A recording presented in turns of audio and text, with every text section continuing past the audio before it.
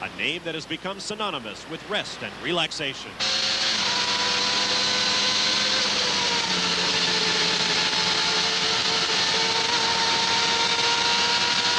For centuries, Spa and nearby towns have welcomed travelers in search of peace and contemplation.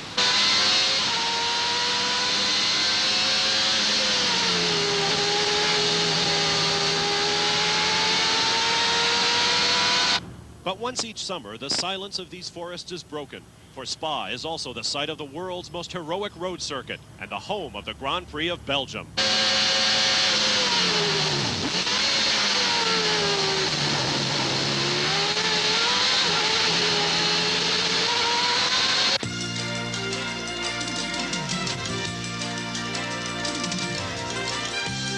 ESPN, the world leader in motorsports coverage, presents Speed World.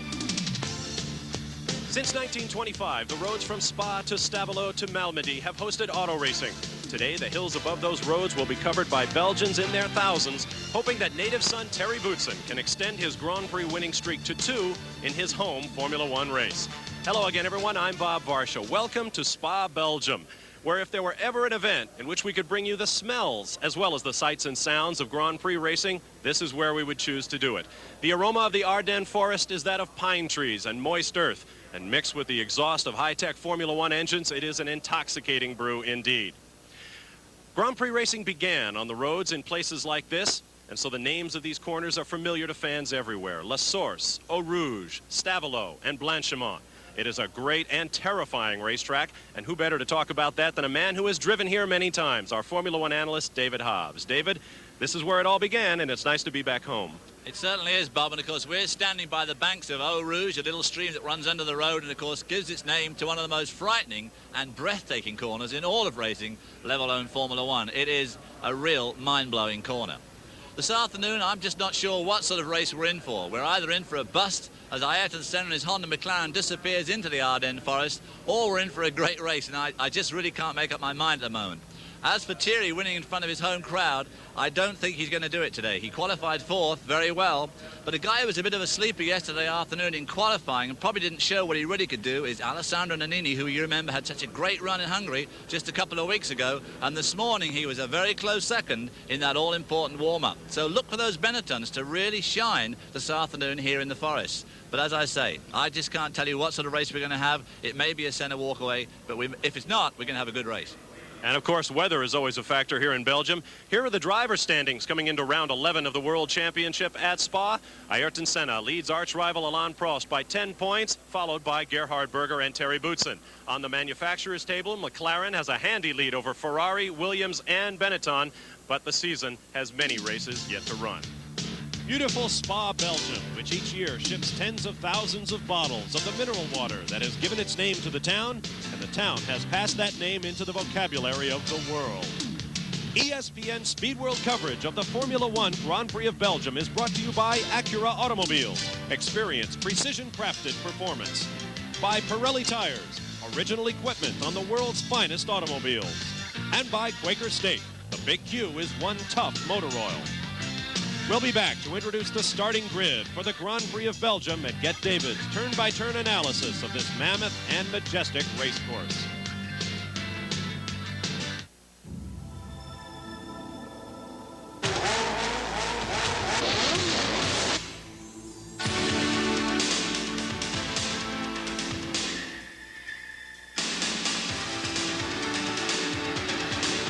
At Acura, we believe that the best way to discourage limited thinking is to design cars in an environment without limits. The NSX, precision-crafted performance from Acura. Welcome back to Spa, Belgium, where there are only 6 grandstands surrounding this 4.3-mile racetrack, but plenty of room on the hillside for tens of thousands of fans expected today. With that, here's the way our field will line up. On the pole for a record 48th time in his career, his 6th of the season, the 2-time defending Spa winner, Ayrton Senna of Brazil in the McLaren. Next to him, his McLaren Honda teammate, Gerhard Berger of Austria, who will turn 31 years of age on Monday. On row 2, Frenchman Alain Prost in the Ferrari, 10 points down to Senna in the championship, coming in quickest in the morning warm-up by 0.8 of a second. Next to him, the darling of this Belgian crowd, native son Terry Boutsen in the Williams Renault, the Hungarian winner 2 weeks ago. On row 3, Nigel Mansell of Great Britain in the Ferrari, coy about his promises to retire at year-end. Next to him, Sandro Nannini of Italy in the Benetton Ford, second fastest in the morning warm-up. On row 4, Riccardo Patrese of Italy in the second Williams Renault with an improved Renault engine for this race. Next to him, Nelson Piquet, the three-time world champion from Brazil in the Benetton after a heavy crash during Saturday qualifying. Row 5 will be all Tyrrell. Jean Alesi from France driving the Cosworth-powered car on Pirelli tires. Next to him from Japan, teammate Satoru Nakajima in the second Tyrrell Cosworth. On row 6 will be Ozguri Suzuki of Japan in the first of 2 LaRousse Lamborghini-powered cars in the field. Next to him, Italy's Ivan Capelli in the first of the Leighton House cars. On row 7 will be Stefano Modena of Italy in the Brabham Judd, who improved from 21st on Friday to 13th in Saturday's qualifying. Next to him will be Brazilian Mauricio Gugelmin in the second Leighton House car. Row 8 will be young Frenchman Eric Bernard in the LaRousse Lamborghini, who turned 27 just Friday. Next to him will be Italian Pierluigi Martini in the Minardi. Right now with Ford power, they will have Ferrari engines next year. The rest of the field on row 9, Emanuele Pirro of Italy in the Dallara, next to the Lotus of Derek Warwick of Great Britain. Recall that Lotus didn't qualify for this race last year. Row 10, Alex Caffey of Italy in the Arrows, next to the Dallara of Andrea De Cesaris of Italy. Row 11 will be Nicola Larini of Italy in a Ligier, next to Irishman Martin Donnelly in the Lotus Lamborghini. Row 12, Olivier Griard of France in the Osella, next to the Brabham of David Brabham from Australia. And row 13, Paolo Barilla of Italy in a Minardi, next to the Arrows of fellow Italian Michele Alboreto. Those who missed the cut, Philippe Alliot of France in the Ligier, the AGSs of Gabriele Tarquini and Yannick Dalmas, and the Coloni of Bertrand Gachot from Belgium, a disappointment. Those who did not pre-qualify, Roberto Moreno of Brazil and Claudio Langes of Italy for the Eurobrun team and the Life car of Italian Bruno Giacomelli. The Monteverdi team did not show up for this race. They will not run the rest of the season, they have announced, and that will cost them a cool $250,000 here in Belgium. David, how about a closer look at this great racetrack? Well, Bob, it's 4.3 miles around here, but that's half the story. It goes from Turn 1, which is one of the slowest hairpins in Grand Prix racing, to the Turn 2 complex, which is undoubtedly one of the fastest and certainly one of the most heart-stopping corners in all of racing. 20 corners in all, tremendous amount of elevation change here. A lot of horsepower needed to get you up that long, long uphill straight. But this, in all things, is an absolute race track. The drivers here can really race and have fun. Our weather conditions, about 72 degrees, light wind. The chance of rain, well, it's always a coin toss here in Belgium. Things can change very, very quickly. The last 2 years it has rained on this race. We hope that that will not be the case today. We are just moments from the green light for round 11 of the 1990 Formula One World Championship. It's time to go racing in Belgium.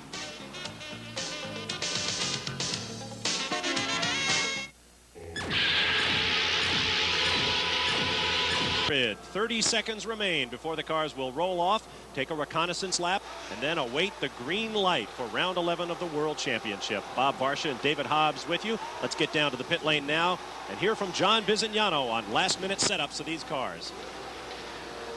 Actually, we're right in the middle of the Ferrari pit. We're going to move and just get out of their way a little bit before they start throwing tires at us. Not too many difficulties out on the pit, and the cars are leaving the grid right now. They have some 4 miles before we'll see them back here again.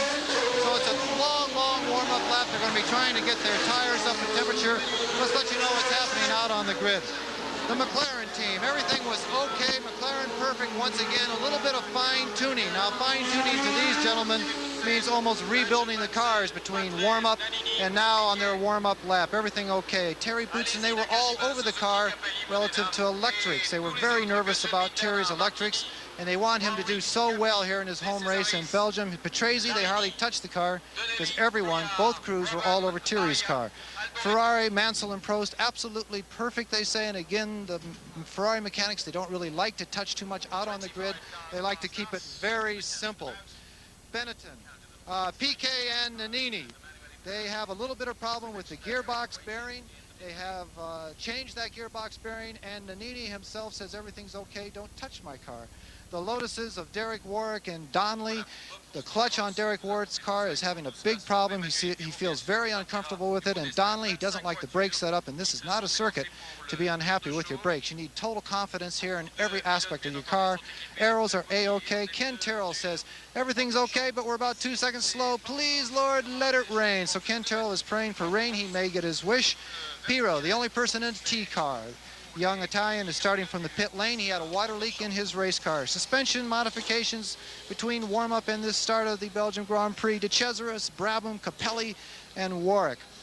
Now the start here is extra difficult for the drivers. First of all, if you can imagine, they are on the grid downhill backwards. They're almost looking at the sky. They have to have that clutch just perfect and the revs absolutely set before their cars will go off the grid and hopefully not stall. We've had some stall cars here historically in the past. It's 200 meters down to turn 1. Now the cars in the front part of the grid will be arriving at that turn at some mere 120 miles an hour. The cars at the rear of the grid, it's 3 times longer back to the rear of the grid, will be arriving at that same corner at about 155 to 165. So let's hope everyone gets through the first corner. The team managers are very worried about it. Let's hope we have a safe start here in Belgium.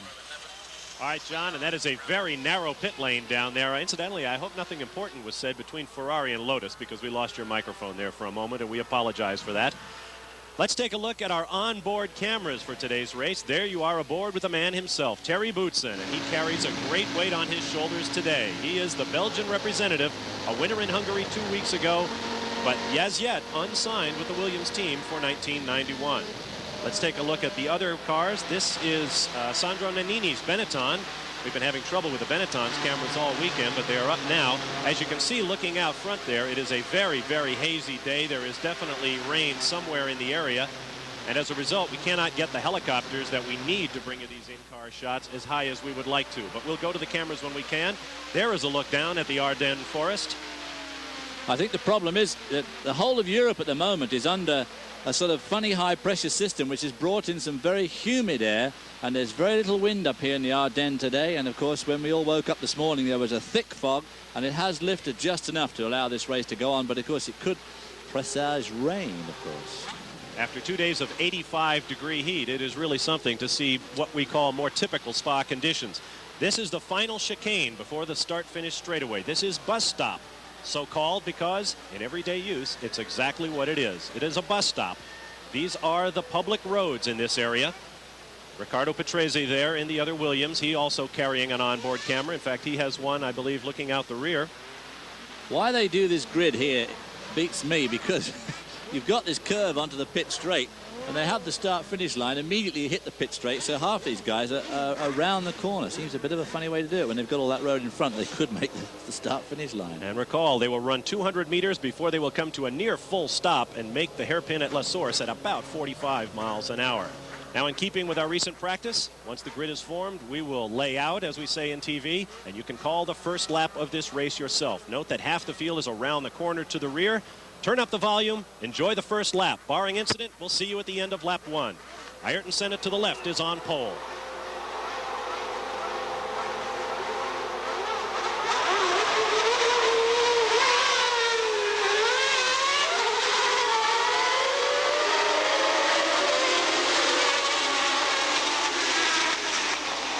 Action in mid-pack. One of the Tyrrells and Nigel Mansell in the Ferrari is off. Cars sweeping left. Martin Donnelly's car's had it. And some of the cars taking to the pit lane on the backside. There are 2 pit lanes here at La Source. This is the old pit lane, still used for Group C and other racing, as we take another look at what happened. Someone locked them up right in there in the area of the Benetton. Isn't it? It's one of the Tyrrells. It was one of the insides. That must have been Alesi. That's the Ferrari. Alval and Prost, who everybody had high hopes of. The Lotuses are out. Martin Donnelly's car had the front end totally deranged. Now there's Prost. That was Mansell's Ferrari. And there you see, looks like perhaps Pirro, is it? It's either Pirro or De Cesaris, and the Dallara is sideways, and that will not be allowed to stand. They will have to stop the race if he's still there when these cars come around. There is Alain Prost in car number 1. Oh, and there's Satoru Nakajima in one of the Tyrrells, and we have a red flag. Well, Well, of course, there's somebody else. That's David Brabham. No, Modena. There is Gerhard Berger, who got the clean start and going remarkably fast for a red flag race. This is up at the chicane. This is nothing to do with that start line crash. This is the chicane at Les Combes, which is really the second complex of corners here. That's Stefano Modena out for a totally different reason from that start line schmozzle that we saw. Marshall's pushing him around. Obviously can't do a three-point turn very well in these cars. Now, because we have a red flag, we will have a totally new start, and under Formula One rules, that means these drivers can take to spare cars should they choose. Now, here's a look at the Ferrari pit, and there is the crew hard at work on Nigel Mansell's backup race car. So Nigel Mansell will be getting into the spare car. Unlike any other form of racing in America, except IMSA, of course, these guys can change cars, so it'll give a chance to the Lotus drivers as well. Martin Donnelly will certainly need a new car, and we're not sure of the condition of Derek Warwick's. Here we see Stefano Modena, is it, coming back? Continuing problems. This has not been a good racetrack for Brabham. Recall a year ago when we started this race in the rain, both Brabhams went off on the reconnaissance lap, and we had to come back and pick them up in spare cars. You're on board with Terry Boutsen. Of course, these delayed starts are pretty bad on the old heart for most of these drivers, especially people like Thierry and the front row guys who really want to do well. They've got to go through all that build-up and anticipation again. It's most unpleasant.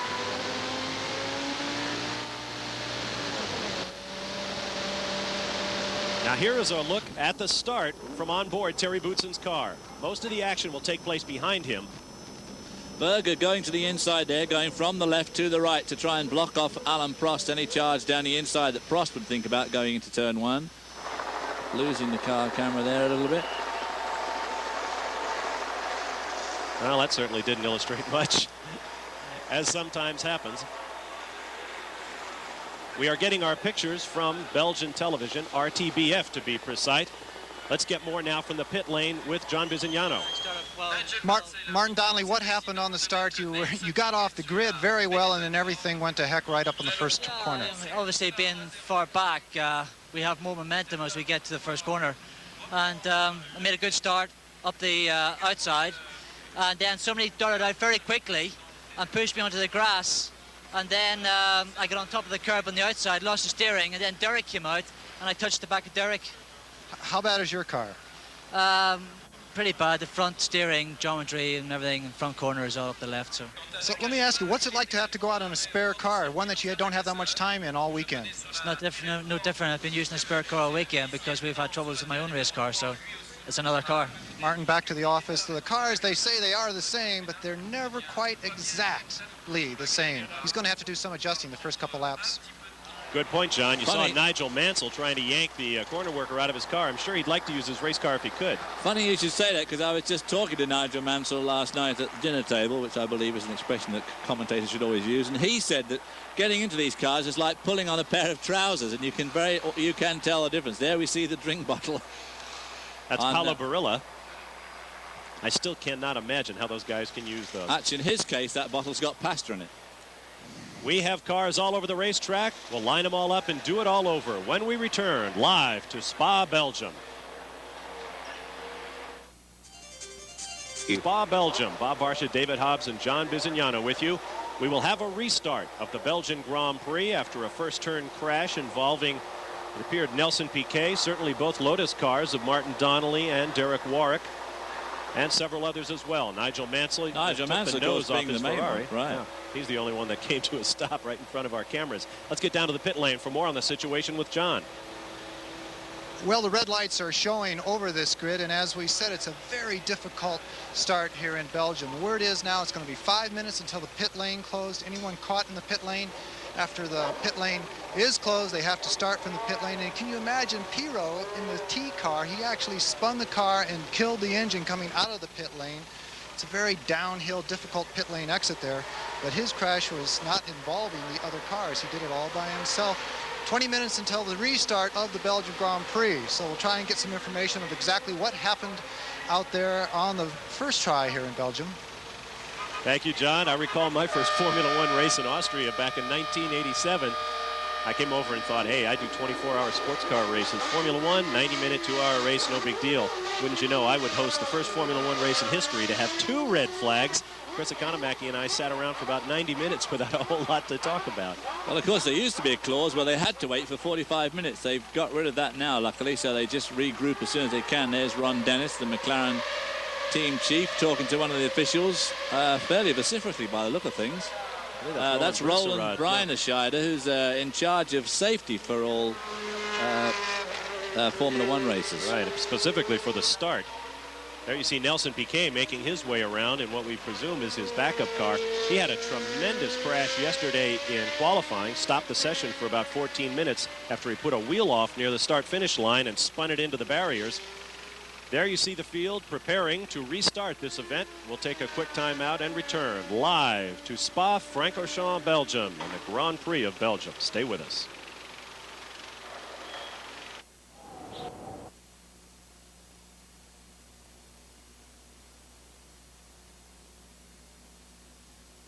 Clever and very...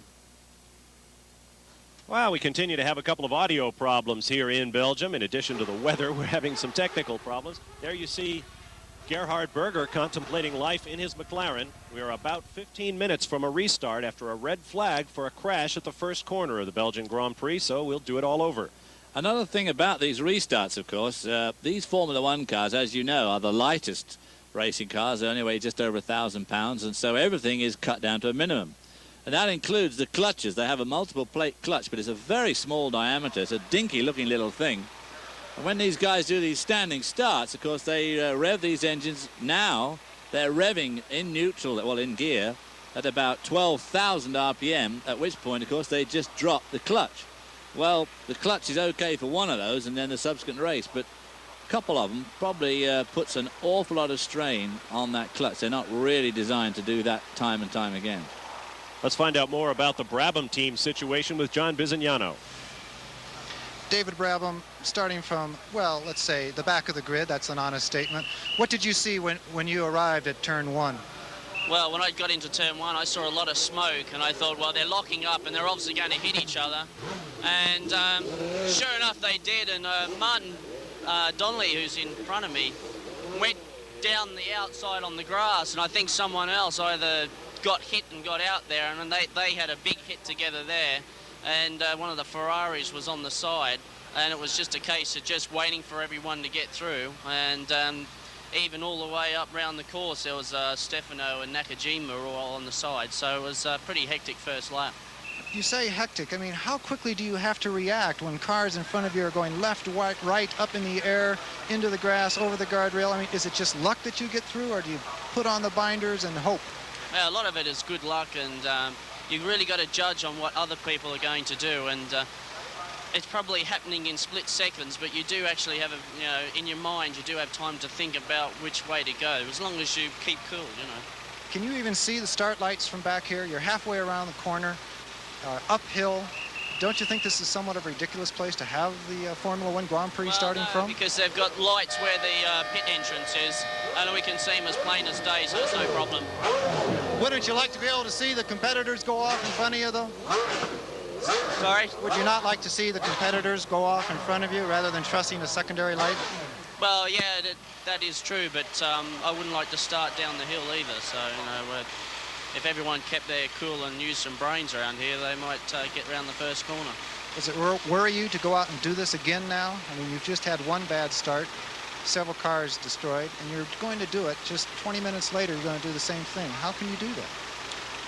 Oh, you want to do it. You want to get around the first corner safely, and obviously it's such a tight corner that people just stop, so you've got to anticipate people stopping, so you just can't go in so hard from the back. Obviously up front, yeah, maybe, but I think it's sometimes an advantage to sit at the back here, watch it all happen, watch them all hit each other, and then hopefully you can get through yourself without being silly. Well, don't be silly, Dad. I know you want to get back in the car. Thank you. David Brabham driving for the team founded by his father decades ago. There you see Jean Alesi talking to one of his crewmen. It brings up the point that John mentioned right off the start. It's about a 200-meter run to the first corner, but only for the pole sitter. Everybody else is further back, has more time and more distance to get up to racing speed, and arrives at the corner much more quickly. Well, they arrive at the corner more quickly, and of course, just like any road situation that most of our viewers must have been in countless times, you come on a traffic queue on a freeway or a highway, and there's a guy with a red flag, and he's waving the traffic down, and as the traffic slows up, the guys near the back have to stop harder than the guys at the front, and of course you have to make all that into allowance when you arrive at turn 1 here. When all the cars are together, you do have to brake harder and harder the further back down the line you go. Let's take another look at what happened. If you missed it off the top, Ayrton Senna to the left of your screen is the pole sitter, Gerhard Berger to the right. And watch the middle of your screen as best you can as they arrive at the first corner. An entire row of cars in the middle lock up their brakes, and then it is absolute chaos. Unfortunately, don't blame us for the frame picture in the right-hand picture of your right-hand corner of the picture there. Nothing to do with us. That was a bit of a shame. It might have given us a much better view of what happened, but that's the way the Belgian folks. If you want to complain about that, right to Crestwood, Kentucky. Here we go. This is another view without the box shot this time as everybody dives left, hoping to use that grassy strip for passing if they have to. Mansell is completely on his own there, looking out of in no one's way at all, and he gets nailed from the back by one of those Tyrrells, which nudges him round, spins him round, and of course that forces everybody to go to their left. And there you see Martin Donnelly coming away with the front of his car well and truly in disarray. This is a significant race in more ways than one. The Belgian Grand Prix. Coming into this race, Ayrton Senna, the points leader by 10 points, as we mentioned. But he already has 8 point scoring finishes this year. The 5-minute board being shown to the competitors. Now, you can only count your best 11 finishes for the Driver Championship. So, if all goes well, as soon as the Portuguese Grand Prix in about a month's time, Ayrton Senna may have to start dropping points. Or, in other words, he will get rid of an inferior finish in order to accept a superior one, but his worst finish in the points has been a 3rd. We'll be right back to Belgium. Formule 1 Grand Prix de Belgique.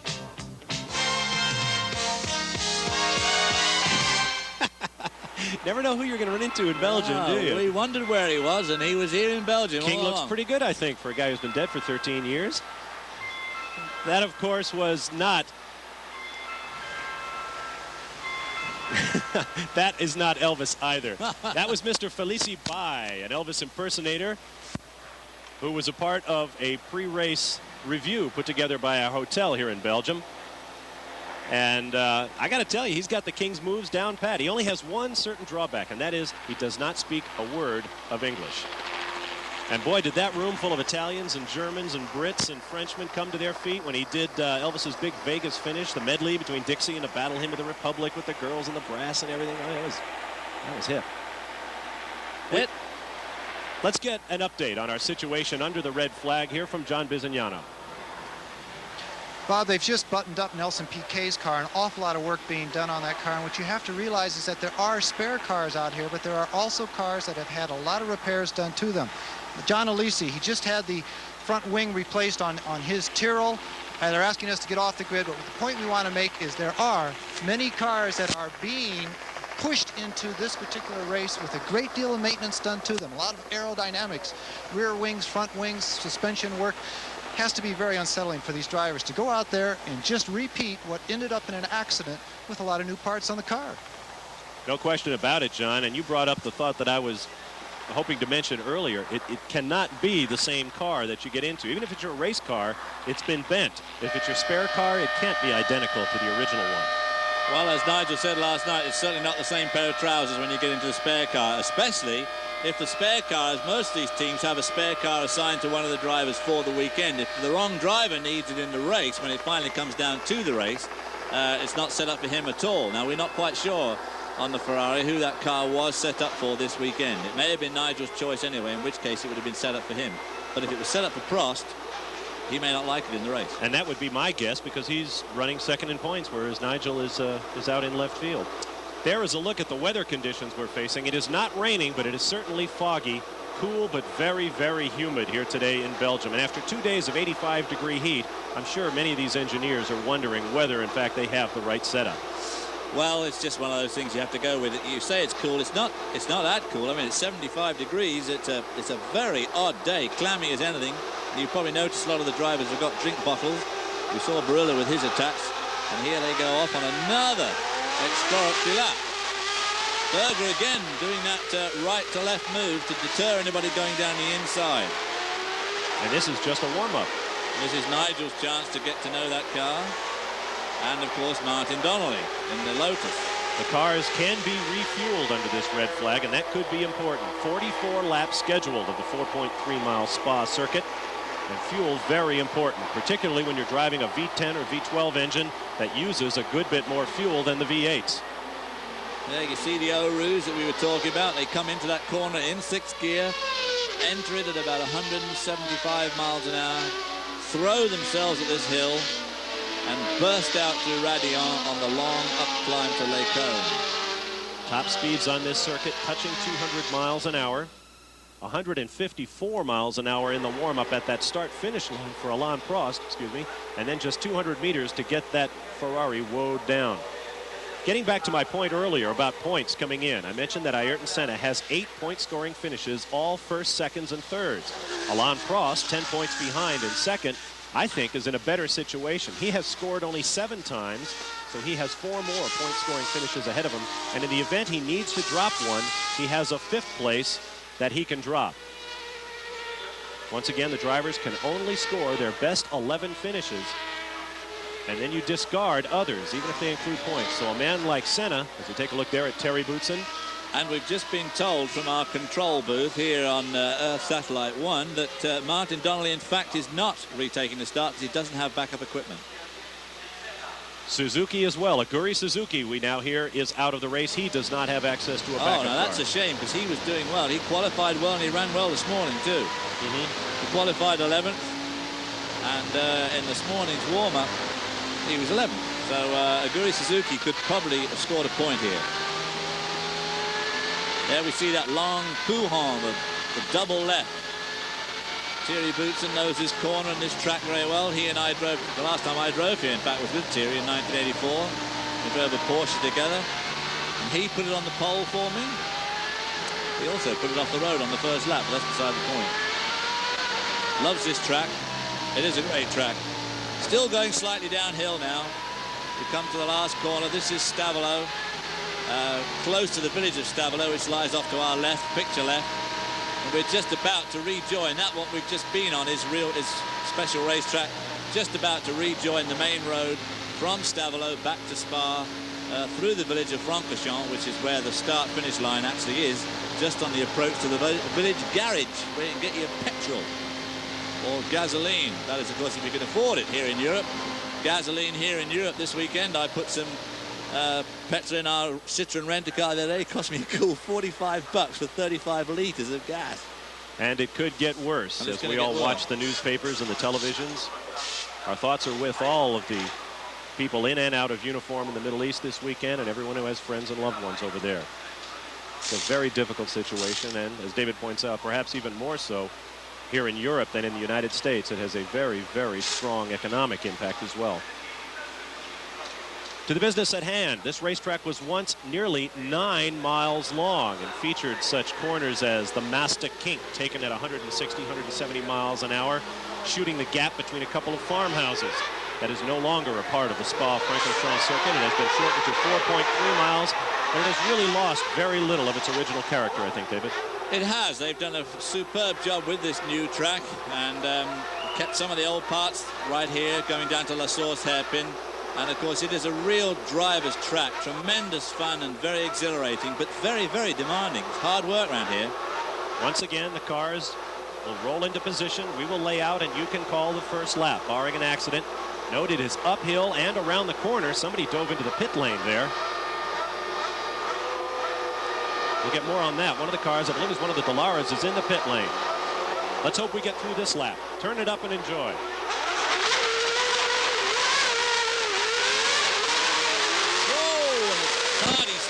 Berger, which really got...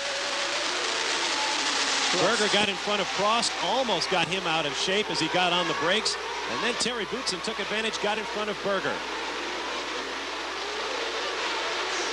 Two Ferraris going down to Eau Rouge, side by side. They are together. Senna, Boutsen, Berger, Nannini, Prost, Mansell. Looked like he was taking a challenge there from Nelson Piquet. Nannini tucked into 4th place there. I think Piquet is on a charge. Here goes Berger underneath Boutsen.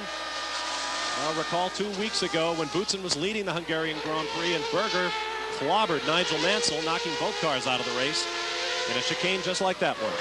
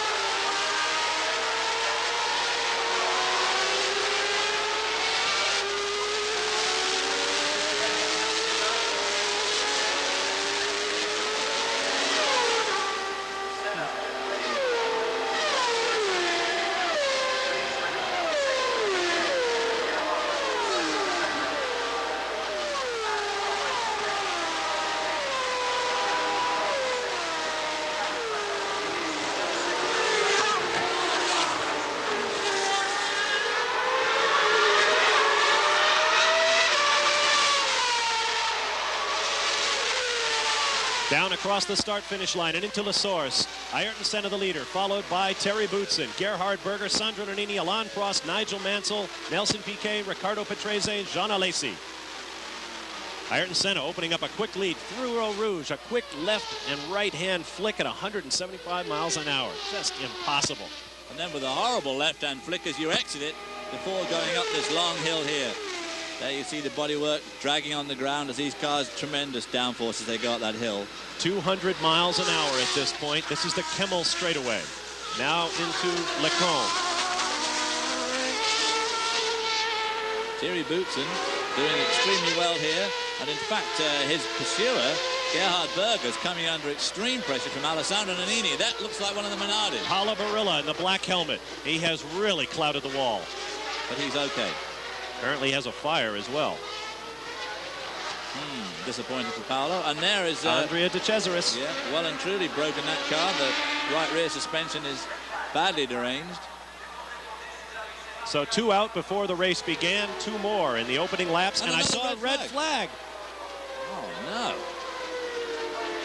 Folks, I hope you're well provisioned for this one. Oh, well, now we're getting into the dangerous area for those clutches. 3 starts. And there's the reason. Parts strewn all over the racetrack in the need of a fire truck at Paolo Barilla's accident. He is out of the car, over the wall, and apparently all right. There's Andrea De Cesaris presiding over his car being removed, and the oil flag is out with the red and yellow stripes. Pushing that wheel isn't going to help much, bud. Where is it? I can't just quite pick that up. A collision between the two.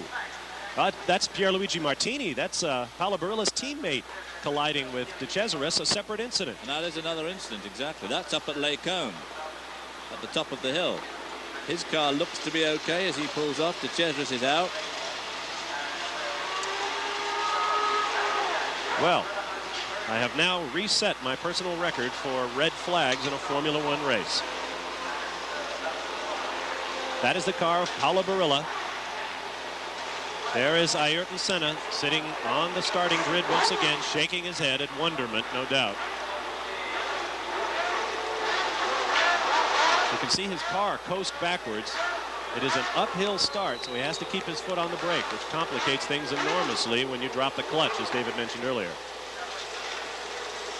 Oh, dear.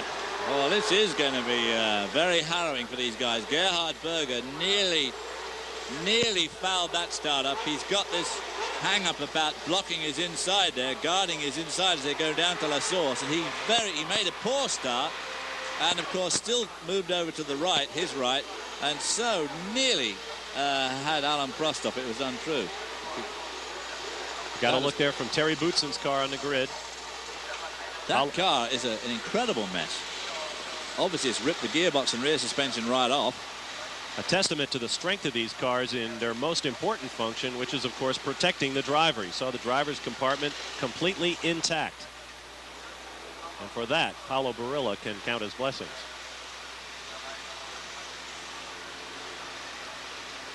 De Cesaris, other than a flat right rear, that car doesn't seem to be too badly off. I think he's trying to push start it. I think he's got visions of driving back and changing cars again. Or he can have another car, of course, now for another red flag start, I suppose. I believe he's going to find himself sidelined for getting a push start. If that's what happens, you can't do that in a racing situation, only in practice. Well, we'll take a quick timeout here to sort things out and rejoin you live for one of the longest Grand Prix ever run at Spa, Belgium. Red flag situation in today's Grand Prix of Belgium. Hey, nice seats, eh, bub? Folks have come from all over Europe and indeed around the world as the Formula One World Championship heats up, entering the final 6 races of the 1990 season. Oh, no wonder his car's badly. I can at last see where he is. That, of course, is at the top. That is Radion, the top of that Eau Rouge complex. Well, if he just got away from that, he's an extremely lucky boy, but you can see the sort of damage you expect to do to your car there. If you go off the road there, you have to be doing around about 160 miles an hour. It's as simple as that. So if you have a crash, it's a big one. Let's get down to the pit lane now and talk to one of the most important men in Formula One with John Bisognano. Ron Dennis, chief of this fabulous McLaren team. You were talking to the flagman here. Do you think that it should have been stopped this second time?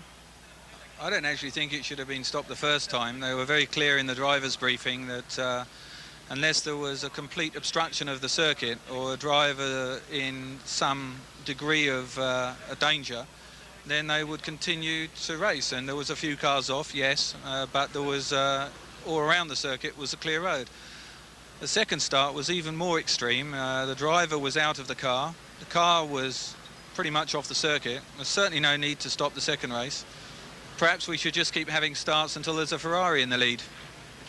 Wouldn't that be interesting? What does it do to the cars to go through 3 standing starts like this? How does it affect the mechanics of the automobiles? Well, obviously all the drivetrain is subjected to its most critical loadings when the car's full of fuel. And this circuit's even a little worse than normal because it's a very grippy circuit and it's an uphill start. So if you had to sort of guess where cars are going to get the biggest loads on their clutches and drivetrains, you'd say it would be Spa. So, you know, fortunately, at the moment, it seems like we've built them strong enough and they still seem to get off the line, but it's obviously frustrating for the drivers. Well, RD, let's hope that number 3 is the lucky one for Team McLaren here. It's not about the first lap, is it? It's about the last. Absolutely. And we will have a complete 44 laps or 2 hours, whichever comes first. And in Spa, it will definitely be the full 44 laps. We have yet to complete a full 2 laps in this race. We have had 2 red flags.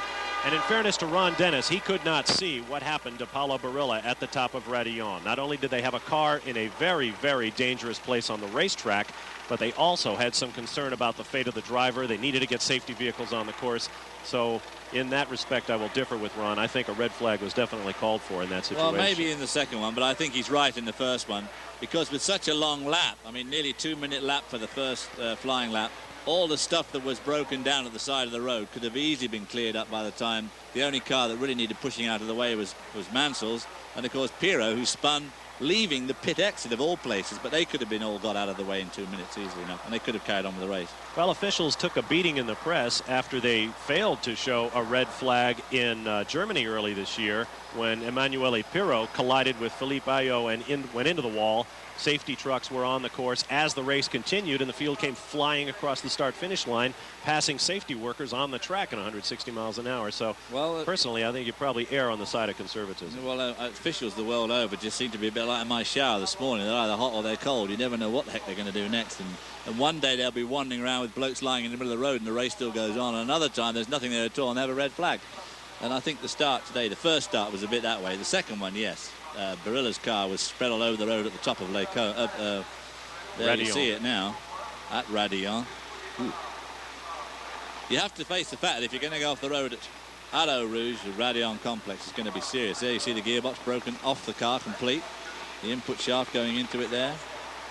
The monocoque severely duffed up, but as you said earlier, the vital driver's cockpit totally undamaged. We have mentioned that Terry Boutsen, a native Belgian and a winner in Hungary 2 weeks ago, is the man of the hour. David Hobbs had time to sit down with Terry and talk about his life in Formula One. Terry, you've been in Formula One 7 years. Are you as satisfied with it as you would like to be? Well, it can always be better. I mean, if I was world champion every year, I would be more satisfied. And luckily, I had to drive sometimes in teams and cars that were not capable of winning races. It's only for the last 2 years that I've been in a top team, and I enjoy it much more now, even than in the beginning. But that's part of the learning process. You have to start in a small team and then go into a better team, then a better team again. How about your motivation in Formula One? Still as strong? Well, it's even stronger now than it used to be before, because I've got a good car, driving for a very good team. The engine that we have, the Renault engine, is very powerful, very good engine. I've got all the necessary bits together for winning, and we have to get the right setup at the right time at the right moment to be winning the race, which we haven't done yet this year. But it will come. We need a little bit more testing, a little bit more little things, a little bit more details, better details, and then we'll be winning races consistently. What are we going to see you in next year? The same, or are you going to move on? I don't know yet. No decision made yet about anything for next year.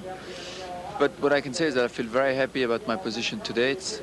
It's a good team, and I'd like to continue with it if everything goes as it is going at the moment.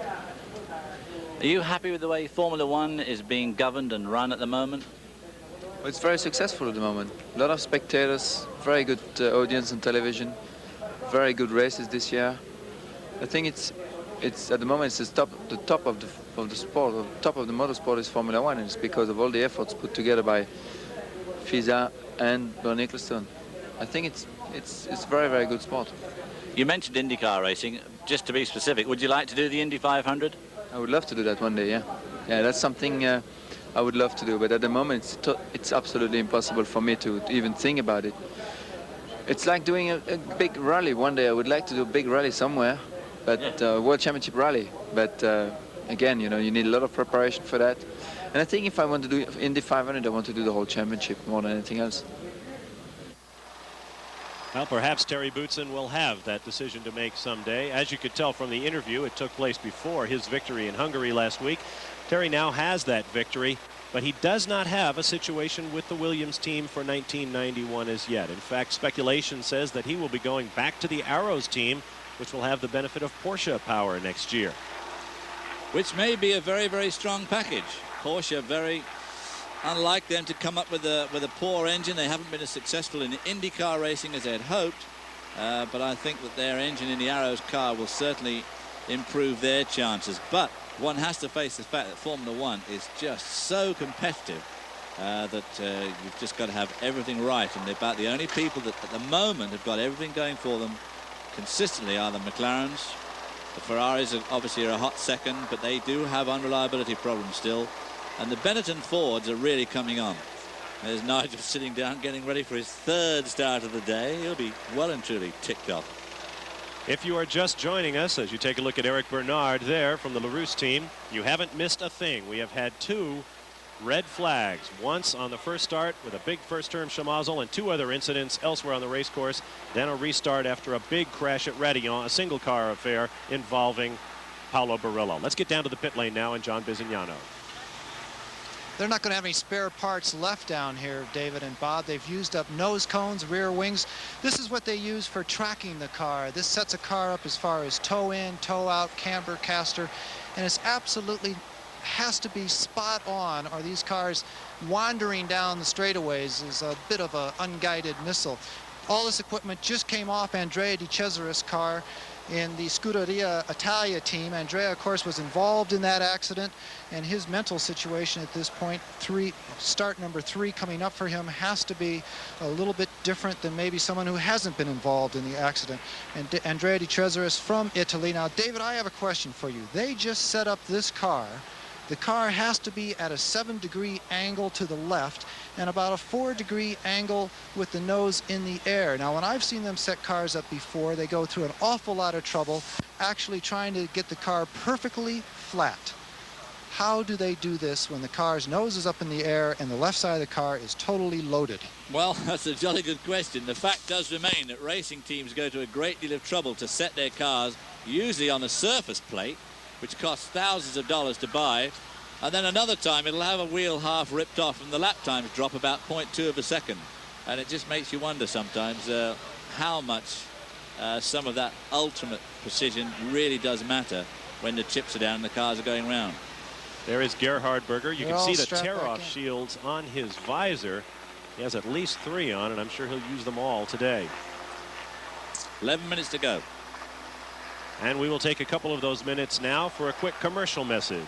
We hope to come back for another restart of the Belgian Spa-Francorchamps, Belgium. And if you overslept your alarm, missed the start of the race, well, actually you didn't. You didn't miss the first start. Well, you missed the first start. You also missed the second start. And now you're right on time to catch the 3rd attempt at getting this race started.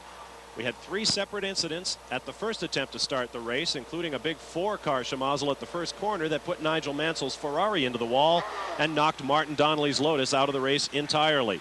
We then attempted a restart, and Paulo Barilla had a huge wreck at the top of Radillon, the top of the hill just above Eau Rouge, and he is out of the race as well. But the teams have come back. We will run a complete 44 laps. If you look at the car of Jean Alesi. Relaxing in the car there, hands on the mirrors, thinking, sacre bleu, let's get this show on the road and let's try and get a few laps under our belts here. Very, very frustrating for the driver. There you see his tear-off strips ready for him to put his hands on to whip them off. Alain Prost with the yellow-shirted Ferrari crew standing around. He has been the subject of a bit of a controversy this weekend. On Friday, as you take a look there at Pierluigi Martini's Minardi, on Friday the Ferrari team issued a press release in Italian only, which is unusual. Usually they circulate them in several languages. This Italian press release said that Alain Prost had re-signed for the 1991 season. Yesterday, we heard from a source high up in the Ferrari organization that that is not the case, that Prost has not yet re-signed. And the rumor has it that Nigel Mansell just cannot wait until they re-sign Prost as their #1 driver for next year, Nigel having announced his retirement. Nigel apparently will consider that a violation of his contract, which calls for him to be the #1 driver. All jolly confusing. One has to wonder why Nigel is quite so uptight about this contract business when, in theory, he is going to retire next year, which brings to mind all sorts of legal actions that are going to be flying around. So everybody here in a state of great anticipation for Alain Prost to put his pen to paper. And now a full 60 minutes after we did it the first time, let me reset the grid for you, and we'll tell you the status of the cars as we can. Ayrton Senna will be on the pole in the McLaren Honda next to teammate Gerhard Berger. The second row will be Alain Prost in the Ferrari and Terry Boutsen in the Williams Renault. Row 3, Nigel Mansell and Sandro Nannini. Row 4 will be Riccardo Patrese and Nelson Piquet. Row 5, Jean Alesi and Satoru Nakajima, his teammate. Row 6 will not be Aguri Suzuki. He apparently does not have a backup LaRousse Lola for the race, and he is out. Ivan Capelli in the Leighton House will be on row 6. Row 7, Stefano Modena, who has already had a problem this morning, but he apparently will restart, next to Maurizio Gugelmin in the Leighton House. Row 8, Eric Bernard in the LaRousse, next to Pierluigi Martini. Row 9, Emanuele Pirro and Derek Warwick in the Lotus. Row 10, Alex Caffey. Andrea De Cesaris, who has already had a crash this morning, will apparently restart. Row 11, Nicola Larini and Martin Donnelly, whose car has apparently been repaired during the second red flag. He will get another shot since we will have a complete restart. There is Ayrton Senna, the pole sitter. Row 12 will be Olivier Griard in the Osella, David Brabham in the Brabham. And row 13 was to be Paulo Barilla. He is no doubt out of the race after comprehensively riding off his Minardi at Radillon. And the 26th and final starter, Michele Alboreto in the Arrows Cosworth. Who, incidentally, went incredibly well in this morning's warm-up. And he may well pick his way through this field today if he gets a chance. As you can see, the lousy weather has done nothing to dampen the enthusiasm of the crowd, although they, truth be told, are probably at least a little bit stunned. After 2 red flags, 30-second board being shown, we will take a complete lap. Now, of course, one has to wonder whether they can make two absolutely clean starts, just like they did the last time. It was a clean start. It was after the start that we had the big crash. Boy, oh boy.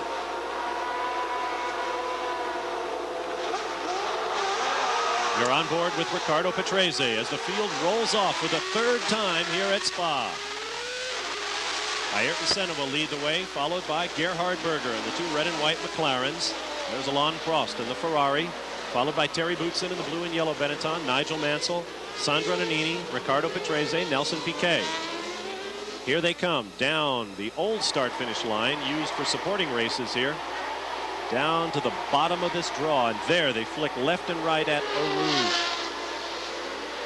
And it's just at about that point as they go out of the picture to your left that Paolo Barilla must have lost it and hit the wall upon which this camera virtually is sitting. And it goes around the corner there. It funnels down. Once you're committed to this right-hander, you're absolutely committed.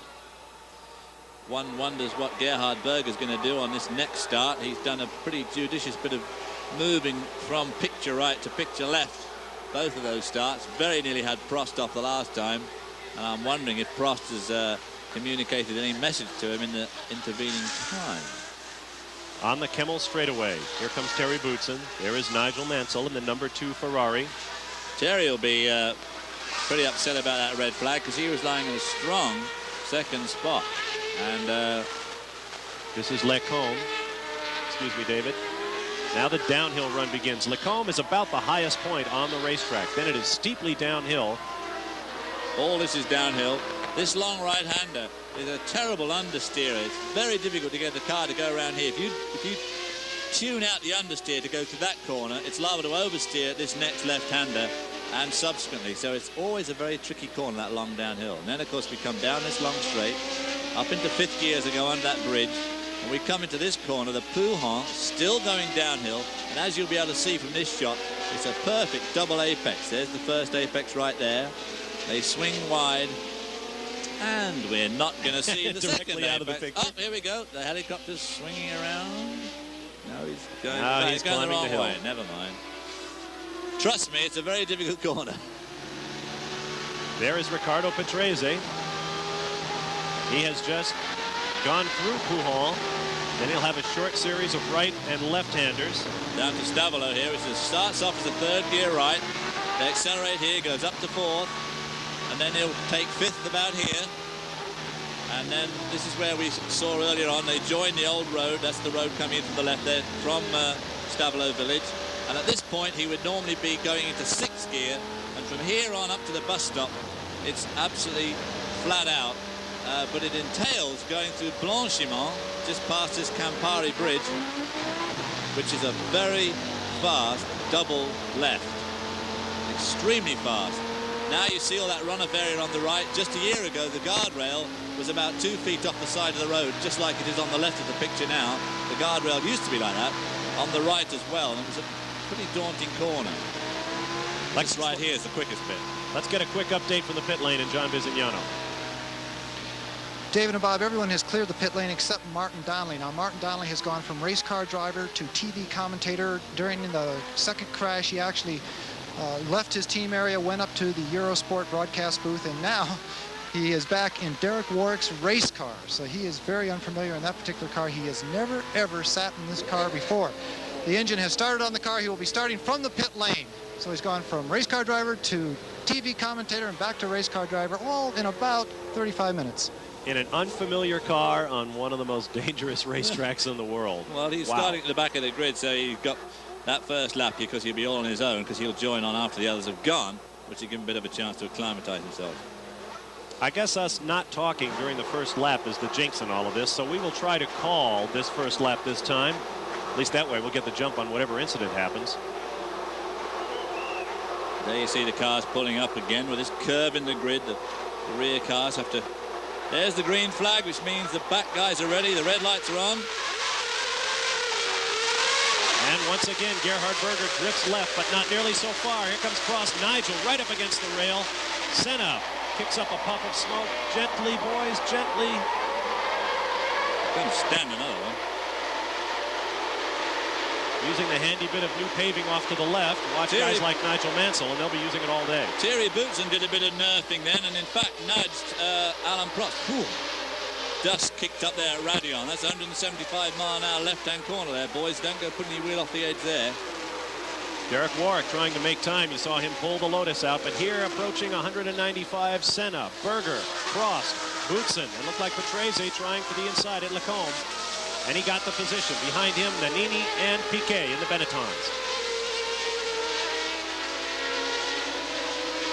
Thierry Boutsen still without a drive. There is Ricardo Patrese. A drive for 1991, that is. Keep an eye on those Benettons just behind these Williams cars. As David mentioned, they were very quick in the warm-up this morning.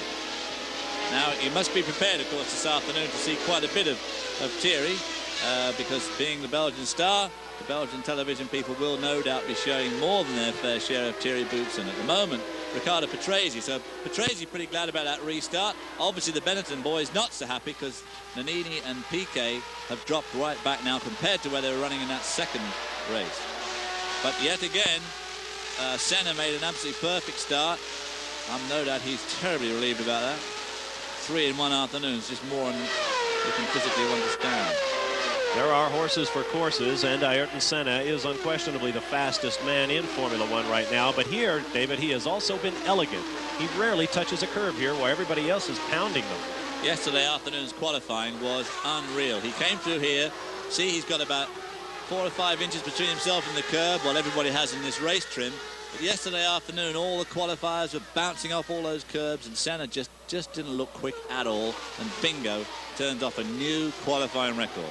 A half a second under his own course record at 135 mile an hour average. Up through the gearbox, down the steep hill to Eau Rouge. And over the top of Radion, onto the Kemmel straightaway. You can see that slight mist lying everywhere. There you see Nannini starting to harry Ricardo Patrese. These two guys are very good friends. They were eating together in the restaurant last night at different teams, but they are very, very close buddies. And of course, Patrese's been around Grand Prix racing longer than anybody else here. 203rd start. 203 starts. In fact, Nelson Piquet is closing in on 200. He'll have to wait till next year, but he might well see his 200th start as well. He has re-signed with the Benetton team for next year, as has his teammate Sandro Nannini. Senna, Berger, Prost, and right behind him, Thierry Boutsen. Around that long double left-hander. Here we see the picture from inside Thierry's car. This is down to that right-hander. 3rd gear here. Snatches 4th. There. Back to 3rd. This is Stavolo. Starts off tight. Goes through 4th and straight into 5th. Takes a tear off, up to 6th.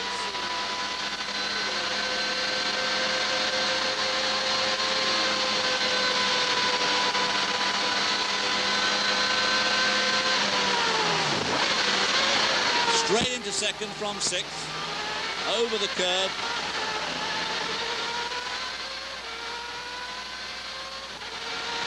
Up to 5th on this straight. Here comes La Source. Probably uses first here, especially full of fuel, which he would be now. As I mentioned earlier, it's difficult under the weather conditions prevailing to get our helicopter high enough to bounce the in-car camera signal back to our trucks. And Senna, once again, I think he's just kicking up dirt pulled onto the racetrack by the rescue efforts following Barilla's accident. I think he might be, but he's still getting pretty close to the edge. There's one of the Tyrrells. I believe that's Nakajima's car. We'll await word. There's Alain Prost holding off Thierry Boutsen. Yep, Thierry's giving Prost a good run for his money. If there were a way to will this man ahead of the reigning world champion, this crowd would do it. He's been on the cover of every magazine in Belgium the last week. This front 6 have pulled out quite a bit of gap on Nelson Piquet, who's lying 7th in the 2nd Benetton. Downhill left-hander. 3rd and 4th gear here, and up to 5th. Little lift as he goes into Pouhon. Oh, not going to see it.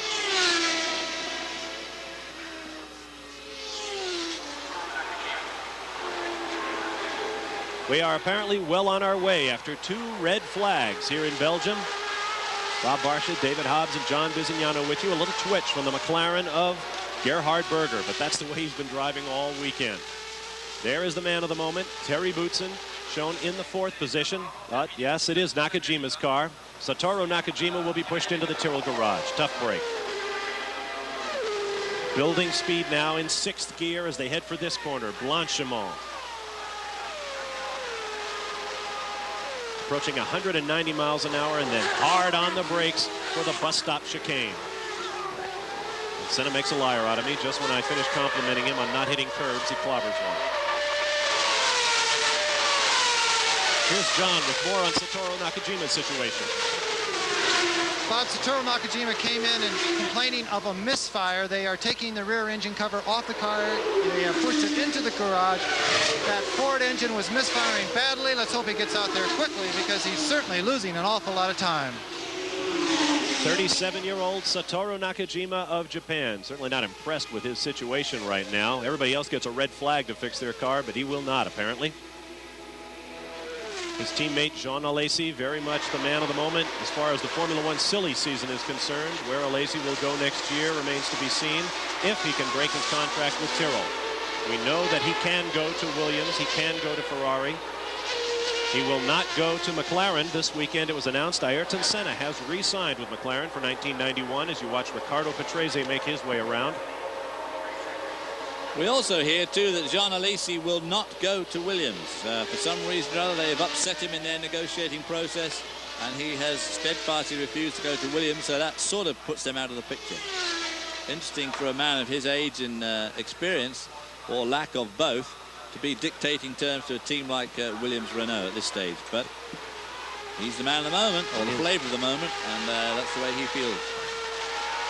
There's Ayrton Senna. Nobody is talking figures, but we know that he was offered in excess of $12 million by one team, and one can bet he's getting something in excess of that. If it goes as high as $16 million, then he becomes $1 million a race driver. There's this is a picture Sandro from Nannini. and right in front of him is Patrese. These are the best pictures we've had from Nannini all weekend. Ran very well in the warm-up this morning. Qualified pretty well, and of course ran super race 2 weeks ago in Hungary until he got pushed off by Ayrton Senna towards the end. Fairly much use of the curb there, and this Ford V8 showing great promise against its multi-cylinder competitors, the 12 cylinders in the Ferrari and of course the 10s in the Honda, which of course next year will also be 12. Amazing how ungainly these Formula One cars look traveling through La Source at only about 45 miles an hour. Here's where they're in their element. Ayrton Senna on the Kemmel straightaway, reaching for 190 to 200 miles an hour.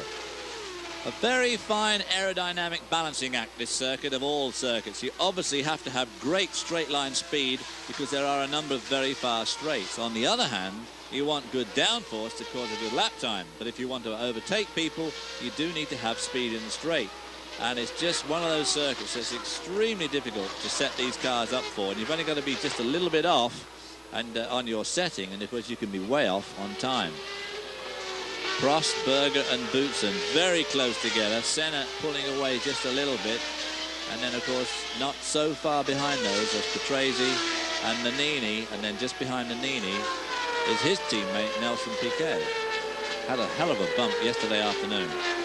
Lost it coming out of that last corner onto the pit straight, got a wheel up on the edge, spun it round and ran right into the end of the guardrail.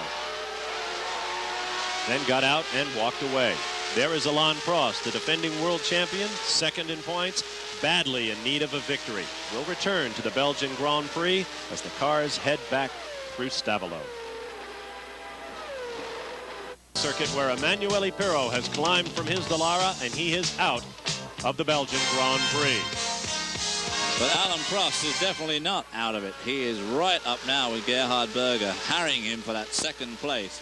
Vital points these would be for Alain Prost, who's 10 points behind Ayrton Senna, leading the championship and the race at the moment. On the public roads, which explains the dotted line down the middle. Tomorrow, the lorries and the taxi cabs will be back on this piece of road, but right now it belongs to the Formula One fraternity.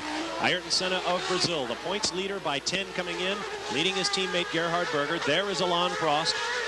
And there's been a lot of speculation about the future of Ferrari regarding their tires. They are stalwarts with Goodyear, but we understand that they have taken a hard look at Pirelli, and Pirelli makes no bones about it. They would definitely like to have the Ferrari team in their camp next year. Well, of course, just to look at it from a purely commercial point of view, and Ferrari are made by Fiat, and can you imagine how many tires Fiat fit in a day? Millions of them. So, I can tell you how many strong. Ferrari fits, about 20, don't they? Yeah, but it's a pretty strong marketing tool, that, or pretty strong bit of leverage. On the Kemmel straightaway, it is Senna, Berger, Prost, Boutsen, Patrese, Sandro Nannini, and Nelson Piquet in the Benettons, running 6th and 7th. Jean Alesi 8th, Nigel Mansell 9th, Ivan Capelli is 10th, followed by Eric Bernard, Maurizio Gugelmin, Stefano Modena, Derek Warwick, Alex Caffey, Andrea De Cesaris, Pierluigi Martini, Olivier Guillard, Nicola Larini, and Michele Alboreto in the 20th spot. We have 6 laps complete. Yes, that's right. I said 6. If you're joining us late, we have been through 2 red flags without ever completing the second lap of the race. Good look there at the hillside, covered with Belgians out here to see if their man Thierry Boutsen can make it 2 in a row. Right now, he runs in 4th. A pretty strong 4th. He's only just out of the picture. There's Nannini, who in fact is behind Patrese, who is behind Thierry Boutsen. Going through these right-left corners here, coming down to Stavelot. The V8 engine Benetton Ford running extremely well on this super high-speed circuit here in the Belgian forest. Better, I think, than most people really thought that they would do. You can see it has a very distinctive sound, much different than the shriek of the 10 and 12 cylinder engines we've heard recently. Let's turn it up and listen.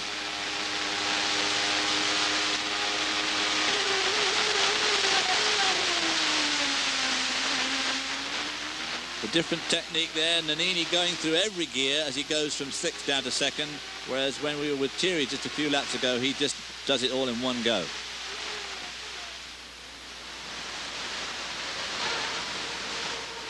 As we continue to have weather problems with our onboard cameras, there is Gerhard Berger in 2nd position, leading Alain Prost in the red Ferrari. And Nigel Mansell running in 9th spot. We haven't seen him at all, but he slipped back and he's behind Jean Alesi. Now Nigel, remember, is driving the spare that he wasn't set up for, so that's probably part of his problem. Nakajima, by the way, who we saw in the garage a moment ago, they put his car back together and he is out racing again, but he lost at least 1 lap on that stop. There's Ayrton Senna, who has just set fast lap of the race at 1:58.712, about his 2nd off the lap record under race conditions. But you can be assured it's going to get faster as the day goes on. Because this is a true road circuit, much like the street circuits we see in the United States, there's not a lot of rubber on this racetrack, and the cars have been getting faster and faster with each day that goes by. And as they burn off that fuel, which weighs as much as 350 pounds in some of these cars, they will get lighter and quicker. To say that Ayrton Senna's got a good record here in Belgium would be a bit of an understatement. He's already won 3 of these, come 2nd in 1 and retired in 1, and that's all he's ever done here. Whereas poor Riccardo Patrese has been coming here since about 1965, and the best he's had is about a 4th spot. So you could say that Ayrton Senna somewhat likes this circuit. It has been a good circuit over the years for future world champions, 15 times in 36 runnings. I say this circuit, actually all of the circuits, including Zolder and Brussels, that have hosted the Belgian Grand Prix. 15 times in 36 Belgian GP runnings, the winner has gone on to the World Championship. But it has only happened once since 1980, when Ayrton Senna did it in 1988. Yeah, poor Riccardo's had 10 retirements, 2 8s and a 5th spot, so it's probably not the best circuit in the world for him, but running well today. Notice all those cars that went off onto that extra piece of paving to the right at La Source. Last year, everyone was doing it. Back in the Tyrrell pits, someone being pushed off. Might be Nakajima back in once again. It is. Satoru Nakajima, the misfire apparently will go uncured. Let's get down to John Bizignano. You're absolutely right, Bobby. Satoru Nakajima getting out of the car right now. All the Japanese press will be gathering around him momentarily. He will absolutely retire this time. They have not taken the engine cover off, and it looks like they're getting ready for a tire stop. We're going to stay right here for a little while. That bald-headed gentleman there, the second bald-headed gentleman, was Brian Hart, against who I used to race in the old days, and he is the engine man for Tyrrell and for the Arrows at the moment, as they use the Cosworth. Of course, next year when they have Porsche engines, that'll put Brian out of a little job there. Always a keen racing enthusiast. And here we see Al Prost giving Gerhard Berger a good run for his money. There's Alesi. Alesi running back in 8th spot in the other Tyrrell. Tough day for Japanese fans of Formula One. Yes, they'll be turning sets off by the million now because both Japanese drivers are out of the race. Aguri Suzuki had no backup Maru's car, and Satoru Nakajima is now out. I must pronounce that properly. Satoru. I keep putting the O at the end, and I know that's not right. Well, I know, I've noticed. I know we've had letters on that, but... Jean Alesi, Alesi, after you in French. And here's the first runner this afternoon on Pirellis. All these cars that you see in the picture frame at the moment are all on Goodyear. And Pirelli are running basically on the second string cars at the moment and would dearly love to get on one of those first string cars, a McLaren or a Ferrari. Alain Prost in the red #1, pulling up very close to Gerhard Berger now as Ayrton Senna disappears into the distance. It won't take much of a mistake on Berger's part, and Prost will be right through, and having got around him, I suspect he'd put some daylight between himself and Berger and start catching up, maybe catching up with Ayrton Senna. Through Eau Rouge, through Radillon, and now onto the Kemmel Straight with Terry Boutsen. He is out of tear-offs. You see him trying to wipe his visor with his hand. Yes, very dangerous move. Once you start smearing that oil and rubber on the visor, it's a bit of a no-hoper job. Kind of like cleaning a misty windscreen on a car. It will not go away. That's very early in the race to be out of tear-offs, too. Down to Malmedy. This is that downhill turn. See how the downhill drop away there? Makes the cars push like mad. Still going downhill. Third gear. Up to fourth. And fifth. Stay in fifth as he goes into this corner. First apex. Second apex. He'll snatch 6 here. Again, straight to third. Doesn't go through the intermediate gears. Up to fourth, just around here.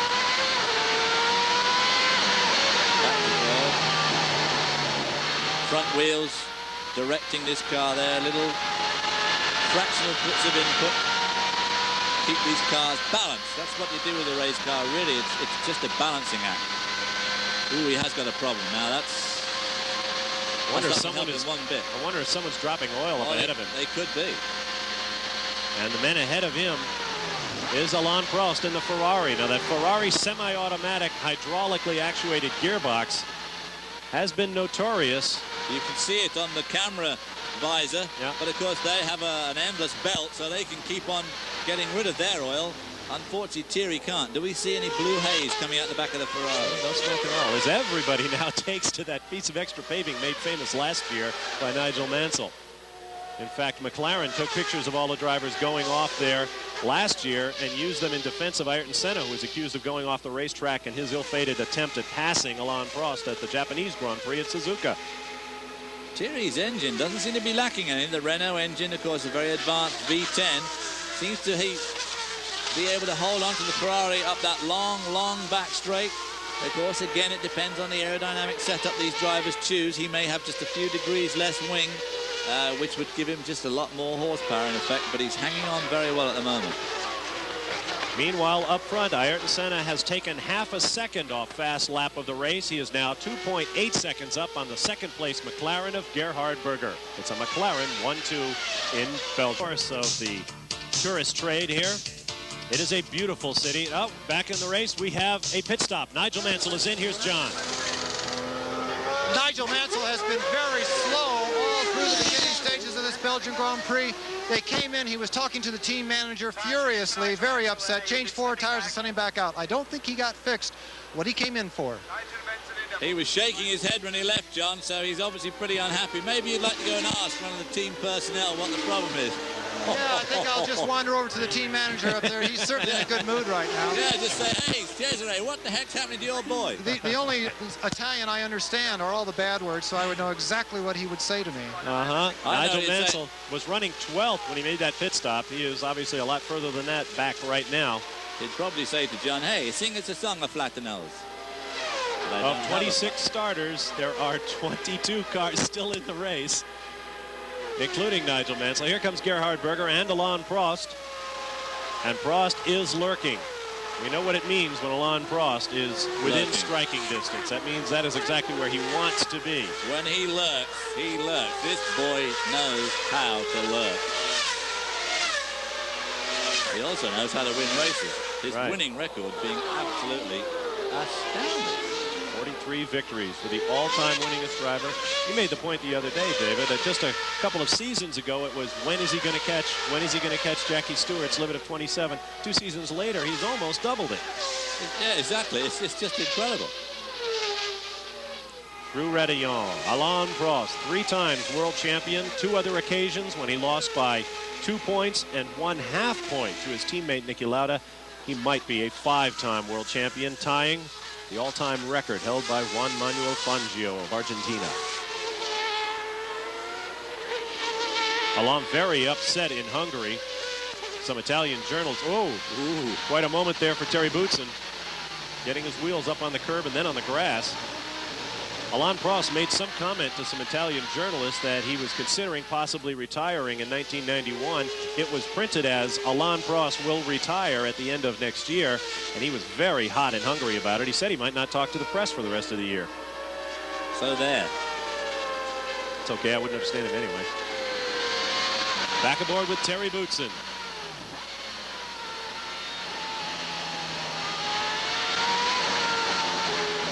See all those finesse with the wheel that I taught him back in 1986 when we drove together. Come on, tell boy, give it some stick.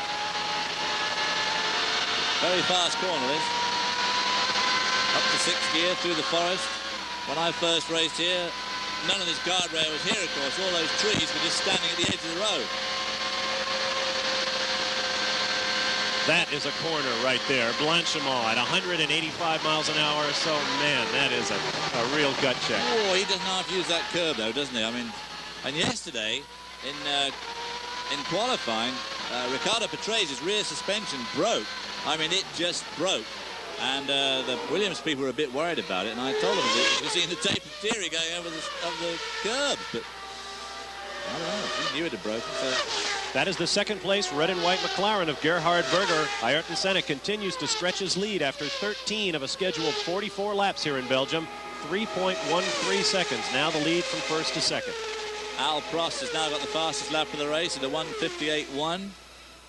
Coming down slowly but surely as they lose fuel. Pretty important here. The lighter the car, obviously the better it's going to go with that long uphill stretch. We have word long uphill stretches, really. Word from the pits is that Nelson Piquet has a rough-sounding engine. It might be a problem with the engine itself or perhaps with a broken manifold, but Nelson Piquet's Benetton is giving cause for alarm. He had a bit of bad luck in Hungary. He actually came 3rd, which was a fine finish for him. But he had one of these on-off throttle problems. He either was full throttle or no throttle, which he found difficult to handle. There's John Alesi and Yvonne Capelli in the Leighton House. The Leighton House cars really do... They really do blow hot and cold. One week they go well, another week they didn't qualify at all. And Capelli is another driver who is on the potential list for possibly going to Ferrari to join Alain Prost next year. One of the things holding that up is the fact that Yvonne Capelli is a vice president of Leighton House Industries in Italy. Wouldn't that be something? Work for one company and drive for another. Alain Prost moving in now to make a pass on Gerhard Berger. If he can get by him, it's undoubtedly that he'll pull away. I hope we haven't missed a Capelli pass attempt on Alesi. Back up to Lecombe for some reason, and back down to Radillon. Only a 4-mile camera cut, and he's got by him. So put Alain Prost up into 2nd position. He has taken Gerhard Berger for 2nd. Ayrton Senna remains your leader with 14 laps complete. And now Terry Boutsen closes in on the McLaren. While we were doing all that camera cutting, here we go. He must have got him on the approach to the chicane. A pretty brave move. That's how you become world champion. Maybe we're going to see it from inside Thierry's car now. Coming up to the chicane. Ferrari left, McLaren right. And no doubt Terry Bootson, being a clever lad, makes a mental note that maybe I can take Berger next time. Whoa! Oh, he tried him on the inside at Lacombe. Well, Gerhard Berger's obviously got some sort of a car problem, either with his chassis or maybe with his engine, because both those parts are at the end of extremely high-speed areas, and it could be that his engine's just lost a little bit of its edge. Or perhaps his braking, if that's where they're trying to take him in those heavy braking areas. Down the hill they will rush now to Pouhon, Le Pouhon, meaning well. Source of one of the many springs in this area. Now Boutsen drops back a little bit. You saw the crowd in the background sitting on the hillsides. It costs the equivalent of $100 American just for a general admission to come in and walk around this long racetrack. Oh, look at the daylight that Prost has put between himself and Berger in basically less than a lap. Mind you, a lap here is a long way, admittedly 4 miles odd, but even so, pretty impressive the way Prost is striding away from Berger, which means he must be closing up on Ayrton Senna. Big chunk of rubber flying off of Alain Prost Ferrari tire. From Sandro Nannini through, Piquet dropping back slowly. Piquet in 7th position and losing ground to his teammate Nannini. There is Terry Boutsen. Looks like he will close up as they head for La Source. Very hard braking, dropping all the way down into first gear. Ooh. Got a bit out of control. That'll give Gerhard Berger a little bit of a breather. The back wing just shimmying on Berger's car. Here is Prost, as David said, pulling away with a 2.3 second lead over Berger at the start-finish line. And there in the lap. It's not bad. In the background is Ayrton Senna, and Prost really is going to have to keep his foot in it if he's going to run Senna down. In fact, he has. Prost has just reset fast lap, 157.953 seconds, very close to the record. Finishing the bad news, if you want to sit in one of the few grandstands here at Spa, it'll cost you $235 US, or 7,000 Belgian marks. Francs. Francs, I beg your pardon. Zorros. What country are we in this weekend? Wow, the lead last time past the start-finish line was 4.4 seconds for Senna. But I imagine that Alain Prost is cutting that down. Now, of course, catching up with someone like Ayrton Senna and getting by him are two different things. But he's got lots of laps left to do it in. Getting passed by Senna can be two different things, as we found out in Hungary. A pit stop. Looks like that's down in the Dallara end of things. Probably the best dressed crew in Formula One. Alain Prost through Stavelot and on to the Stavelot Spa Road. Far down this road is the village of Stavelot, which was the old Stavelot corner.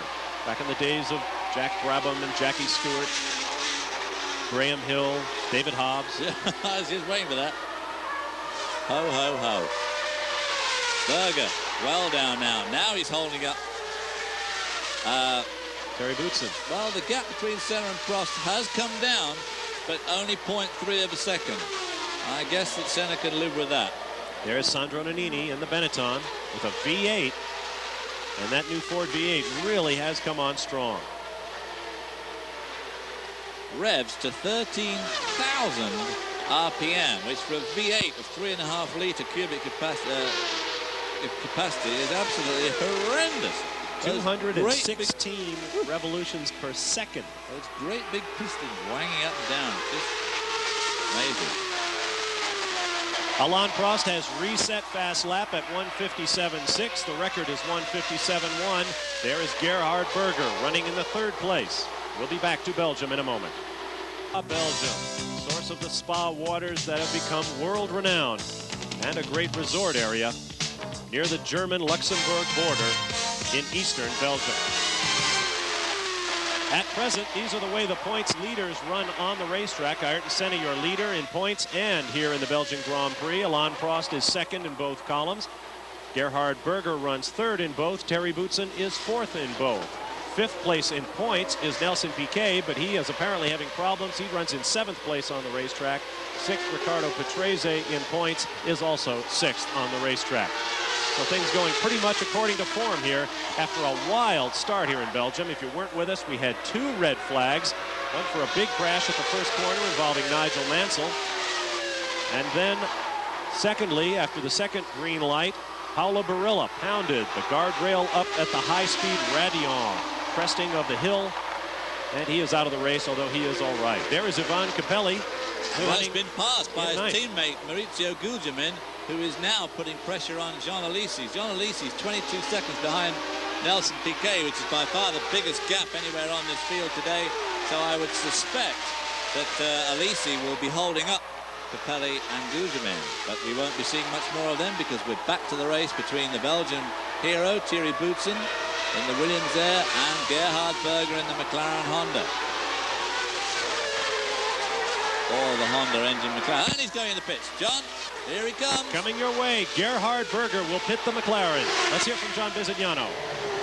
David, we are right in the McLaren pits, and 16 mechanics are ready to give him excellent service.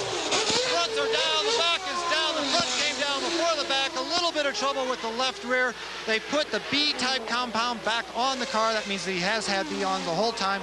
He was complaining of handling problems and just going a little bit too slow. His teammate just set fastest lap. Well, that was an outstanding pit stop by the McLaren team. Berger came in third. Now here's Patrese in with the Williams, and very slowly in as well. We are in the Patrese pit, and he is coming in very slowly. In fact, he has gone past the stopping area for a pit stop. He has switched off the engine, and they are backing the car into the garage area.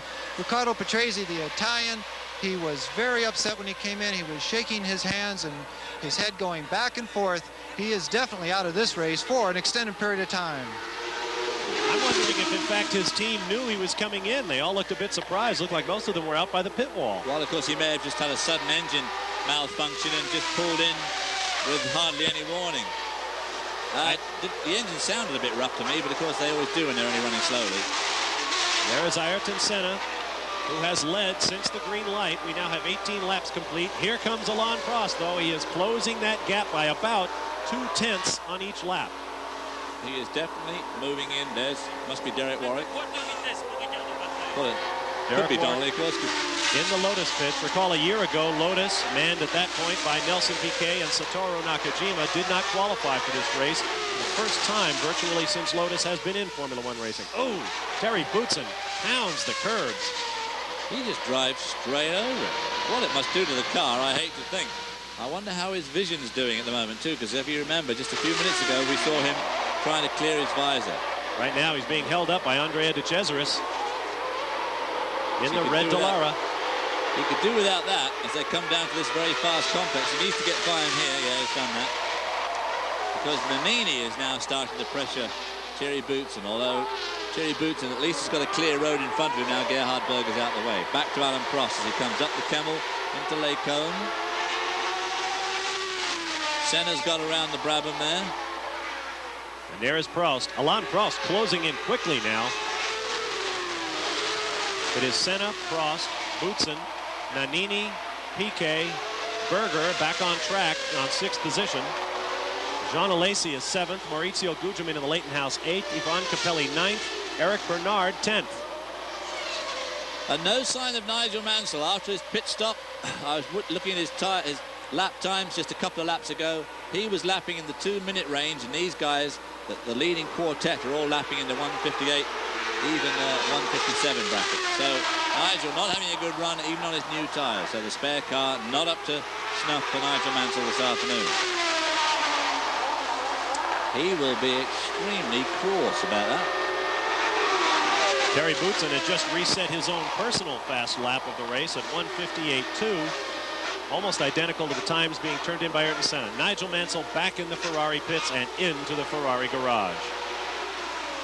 And no doubt out of his driver's uniform in a moment, into the car and the airport and back to the Isle of Man. Disappointment there for the thousands of Nigel Mansell fans here. You see a tremendous amount of Union Jack flags around this circuit here in Belgium. Not all that far from England by car. So there'll be a lot of disappointed Nigel Mansell fans here today. Now here's Ayrton Senna overtaking slower traffic. Immediately ahead of him are Martin Donnelly and Derek Warwick in the 2 Lotus cars. Now the last thing he wants is to be held up by a group of dicing slower cars as Prost inexorably nips away at his heels.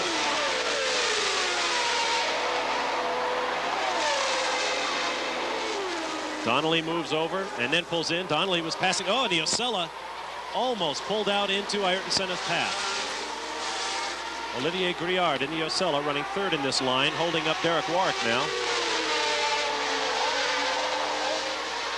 Now Senna will take Donnelly going down into the Malmedy corner.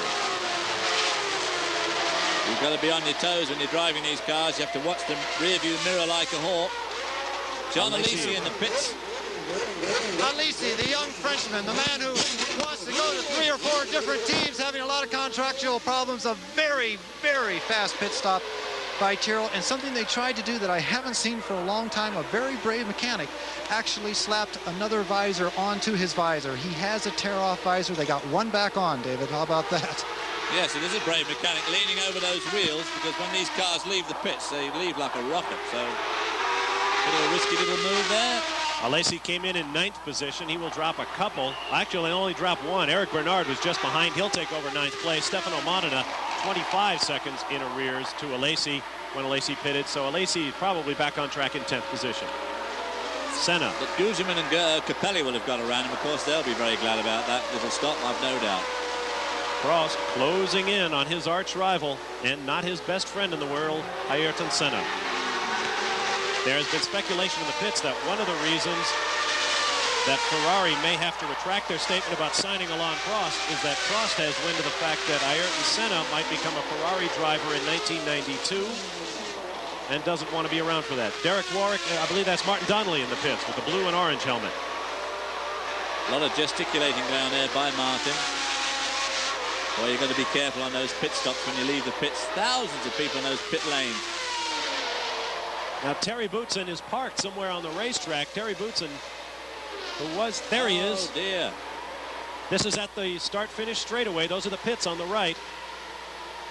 Oh, what a terrific disappointment for the fans who have covered the hillsides here in Spa. What a terrific disappointment for Terry Boutsen.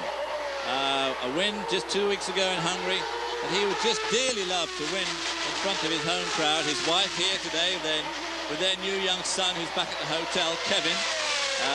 This is the first race Patricia's been to since before the birth of the child. Here we see on his in-car camera. And apparently nothing amiss, at least on the racetrack. He just pulled the car over, lost power. Interestingly, just after his teammate Riccardo Patrese pulled off. Just through the steering wheel there, you can see the tachometer. It stirred a couple of times and then dropped to near nothing. What a disappointment for everybody at Williams and, of course, at Renault. Well, that shuffles the order somewhat. It is still Ayrton Senna up front. Alain Prost has lost a little ground due to that dicing traffic. His last lap just over 2 minutes. He's now 4.1 seconds behind Ayrton Senna as we approach the halfway mark. Terry Boutsen was in 3rd. This promotes Sandro Nannini to 3rd, followed by Nelson Piquet, now 4th. Gerhard Berger 5th, and Maurizio Gugelmin breaks into the points with a 6th place. There's Alain Prost. As we mentioned, he has much to gain by winning now. He has but 7 point-scoring finishes this year, and he will pit. Senna is in as well. The 1st and 2nd place cars are in the pit. John, pick one. We have picked Alain Prost in the red Ferrari. McLaren was also set up, but here, 16 yellow shirt, go to work. Alain Prost is out of the pit, but Ayrton Senna squeaked by him on the pit rail. The two of them only meters from one another as they shot down the pit lane. A lot of competition headed your way. And you saw a close moment there as Sandro Nannini tried to get by Ayrton Senna for the lead. This is 1st and 2nd now. Of course, Senna came out of the pit lane there. Nannini was coming down from La Source. Senna doing a bit of judicious blocking here. This is what I don't like to see in racing today. This swerving around on the straight to keep the opposition behind you, because obviously you just never know where the guy's going to go to. This is from on board Sandro Nannini's car, and recall the ominous words he said after his collision in Hungary with the man just ahead of him, Ayrton Senna. He said, all right, now I know what the rules are, and next time I will remember. Look at the way that Honda pulls away, though. Every time they come to acceleration, right now, terrific grunt low down of that Honda V10 as it pulls away. Nannini quick through here, though. I don't think anybody would dispute that once Ayrton Senna is up to speed, there is no man in Formula 1 harder to catch.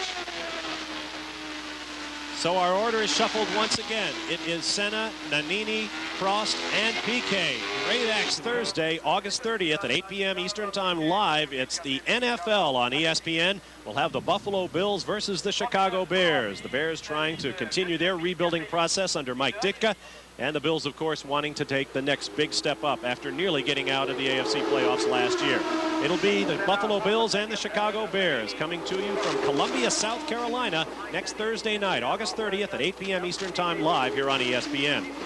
We are coming to you live from Spa-Francorchamps in Belgium, where we have tremendous on-track action. Right there is your leader, Terry Boutsen, there, the darling of the crowd who has dropped out of this race. Ayrton Senna has gotten by the Yellow Lotus. Right now, he has Sandro Nannini in that Benetton with the blue tail coming down behind him, and there is the Ferrari of Alain Prost. Those are the top three cars. There is a very disappointed team. I don't know where he got past Derek Warwick, because they were going into that rally on that very fast left-hander. And now Nannini puts Warwick away. Warwick now a lap down. The order is Senna, Nannini, and Prost. Senna and Prost pitted simultaneously for tires and very nearly came together, leaving what is a very narrow pit lane here at Spa. If this track has a shortcoming, it is the pit lane. Very, very close quarters. Boy, if Alain Prost had left the pits just a fraction earlier, when Senna was coming down there would have been all hell let loose in pit lane, because it is far too narrow for Formula 1 type pit stops. Ayrton Senna has reset fast lap. Only moments before Alain Prost crossed the start line, just 1.8 seconds behind him, and he reset fast lap. Now at 1:56.466, that is a new record. Alain Prost's forte, apart from winning races, seems to be setting fastest laps. There's no doubt about it that when it comes to one-lap qualifiers, Ayrton Senna's your man with 48 pole positions, but fastest laps. Boy, Prost has got 33 now, I believe it is, way ahead of his nearest opposition.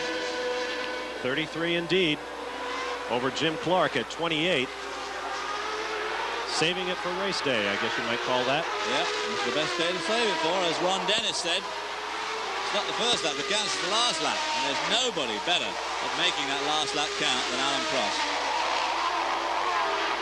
Sandro Nannini moves up behind Pierluigi Martini. Will be the next car to be lapped, it would appear. It has been lapped by our leader.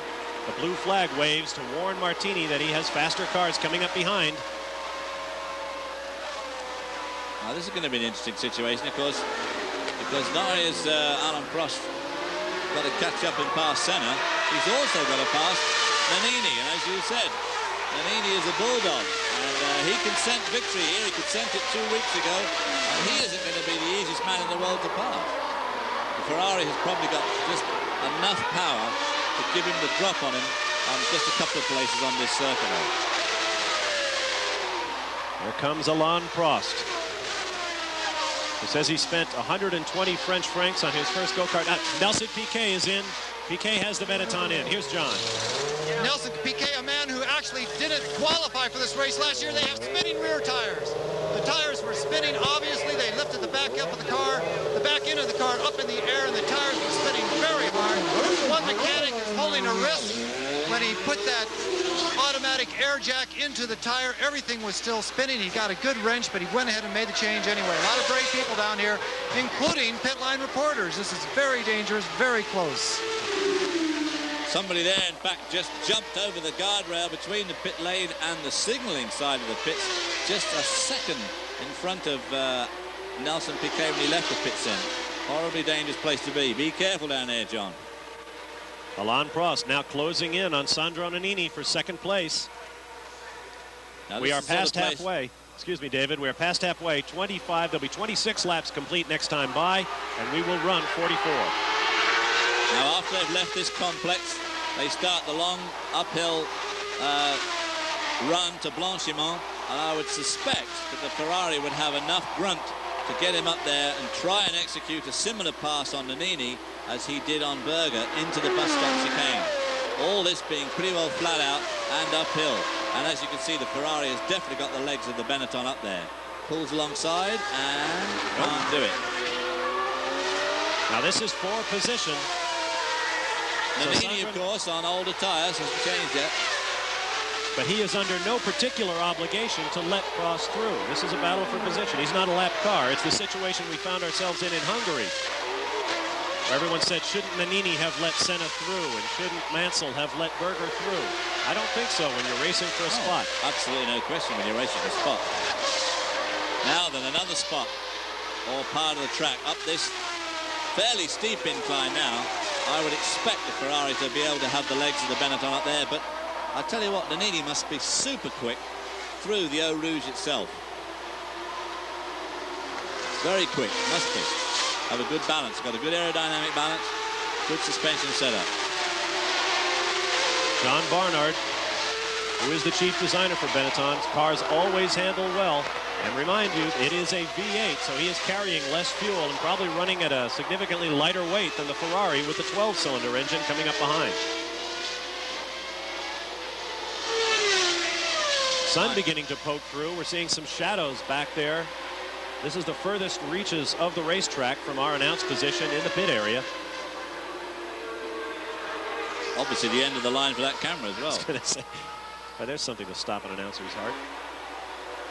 Now this is where Prost is quick through these slower corners. See, he makes up a bit of ground there, which of course could spell doom for young Nannini, because he starts off this uphill straight here, pretty close behind him, close enough to get the draft from Nannini's car. He's very quick through here. Prost can't wait much longer. Senna's drawing away. Here comes the move.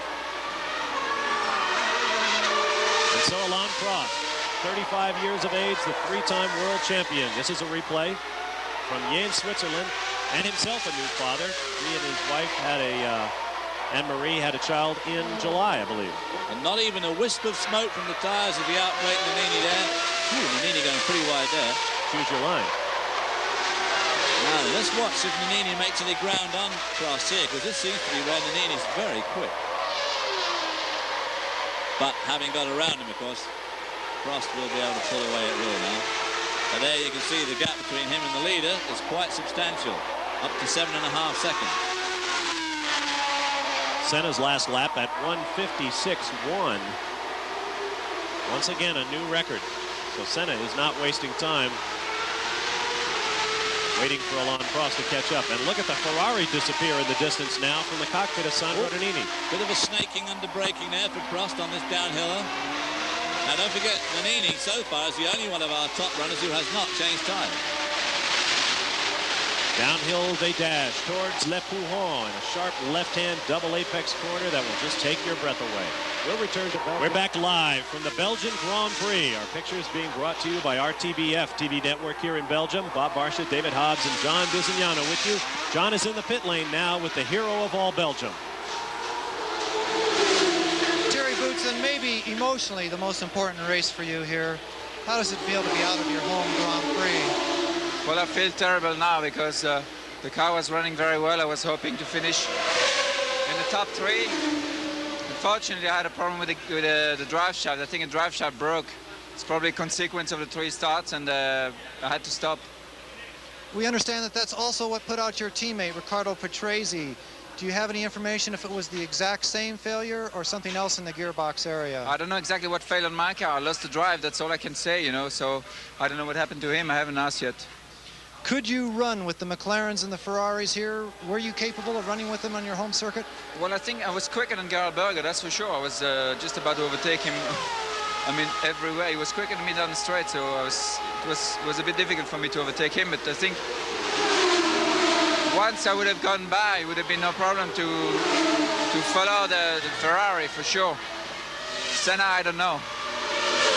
Let's end on a happy note, Terry. How is your son Kevin doing? Is he enjoying his first Grand Prix? Well, he's probably much better than me at the moment. I would think so. Go say hello to him for us. I'm sure young Kevin is asleep, but out front, Ayrton Senna is pulling away from Alain Prost. He reset fast lap, did Mr. Senna, at 1:55.9. That is a large chunk of a second under, in fact, more than a second under the old record. And he is pulling away the gap 8.2 seconds now, back to Alain Prost in second. Those new tyres seem to have revitalized the Brabham. We assume he's gone onto the same compound that he had before. Of course, he could have gone to a softer one, having lost all that fuel load. He could be banking on a softer load. There's Andrea de Cesaris, obviously with a blown engine or something. Something smoking out the back of the differential on the Dallara. Bad place to be going slowly that round Blanchimont, because as you can see from there, he's totally blind to anybody coming up there at about 185 miles an hour. Said the Brabham. Of course, you meant the McLaren of Ayrton Senna. It is Senna, Prost, Nannini, Berger, Gugelmin. The next five, Nelson Piquet, Ivan Capelli, Eric Bernard, Jean Alesi, and Stefano Modena. Alex Caffey is 11th. Michele Alboreto, all the way from the back of the field, is now running in 12th spot and the last car on the lead lap. Derek Wark and Martin Donnelly in the Lotuses, Pierluigi Martini, David Brabham, Andrea de Cesaris, who is just about to drop out, as you saw, Olivier Griard, and Nicola Larini. Your top 19 machines. Nelson Piquet in the points again, still in 5th spot there. So that'll give him 2 more points. And of course, Gerhard Berger, after his pit stop and his new tyres, has made a storming comeback and now runs in 4th position, just 7 seconds behind Nannini. Be interesting to see if he can wind Nannini in, who is the only guy, as I keep saying, still on his original tyres. There you see the Dallara parked. That's at the bus stop chicane. He's gone straight on at the chicane. The pylons at the bottom of your screen block the racetrack. Here is Senna moving up to pass Michele Alboreto, the 12th place car. Michele may also be looking for work next year. Just going to say the same thing. You took the words right out of my mouth. There's a guy that we haven't spoken about all weekend, but everybody keeps gaily talking about Boutsen and possibly even Fabi driving the new Porsche Arrows. Nobody says a word about poor old Michele Alboreto, so he could be relegated to sports car driving or even TV commentating. Who knows? Oh, goodness. Teo Fabi, of course, should Porsche decide to curtail its kart IndyCar racing. Fabi would make a lot of sense. He's familiar with Porsche, familiar with Formula One, used to drive for the Benetton team. He is on the pole for the kart race in Denver today. The inaugural Denver Grand Prix is Mr. Teo Fabi. With 30 laps complete, Ayrton Senna leads here, followed by Alain Prost, Sandro Nannini, Gerhard Berger, Nelson Piquet, Maurizio Gugelmin in the 6th and final points-paying position. 9 for 1st, 6 for 2nd, 4 for 3rd, 3 for 4th, 2 for 5th, and 1 for 6th. That's typical Fabi being on the pole in Denver. Just when they're coming to some serious corporate decision making about dropping out of IndyCar racing, he goes and puts the damn thing in the pole. So now they'll be thinking, so we must stay in the track, racing our pole possibly. Brought him their first victory last year, probably about the same time of year. They were running at Mid-Ohio when he won Porsche's first IndyCar race. It's Alex Caffey in the other Arrows in front of Ayrton Senna now as they come up to the hairpin. Grouillard, Bernard in the Rouge Lola with a V12 Lamborghini engine, and that must be Alesi right behind him there on Pirellis. Alesi a man of the moment, and it's undoubtedly affecting his personality and possibly even his concentration on racing, the amount of attention he has received this year. And I'm sure he's waiting for some of the major players to make their decisions so that he can make a decision where to go next year. With Ayrton Senna, this man already re-signed for McLaren in 1991. The domino should begin to fall fairly quickly. Spa Belgium, if you're looking for inside the PGA Tour, we apologize. Our race is running late here in Belgium because we have had 2 red flags. About as common as hen's teeth, I guess the saying goes, in Formula One. There's Ayrton Senna, who has led this race from the beginning. In fact, he led both of the attempts to start this race that came previously. We had a big accident at the first corner here in Spa-Francorchamps, Belgium, that called for a restart. Then on the second restart, Paulo Barilla put his Minardi car hard into the guardrails and flipped back on the racetrack. He is okay, but we had another red flag before we finally got the race underway. Well, now, we've also got a very interesting situation that while you were gone there, Ayrton Senna had just over 6.5 second lead.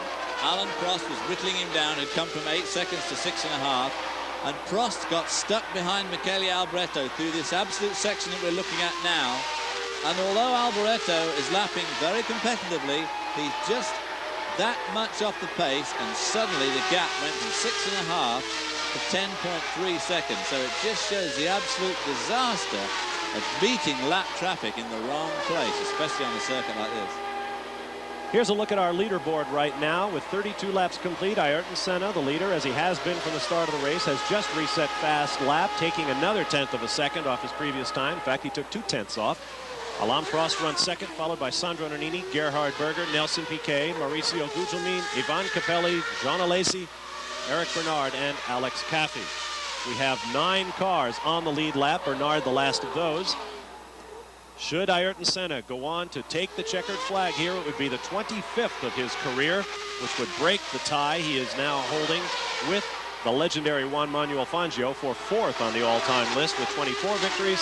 His 25th would move Senna into a 3-way tie with Jim Clark and Niki Lauda for 3rd all-time. Yep, just a couple more wins.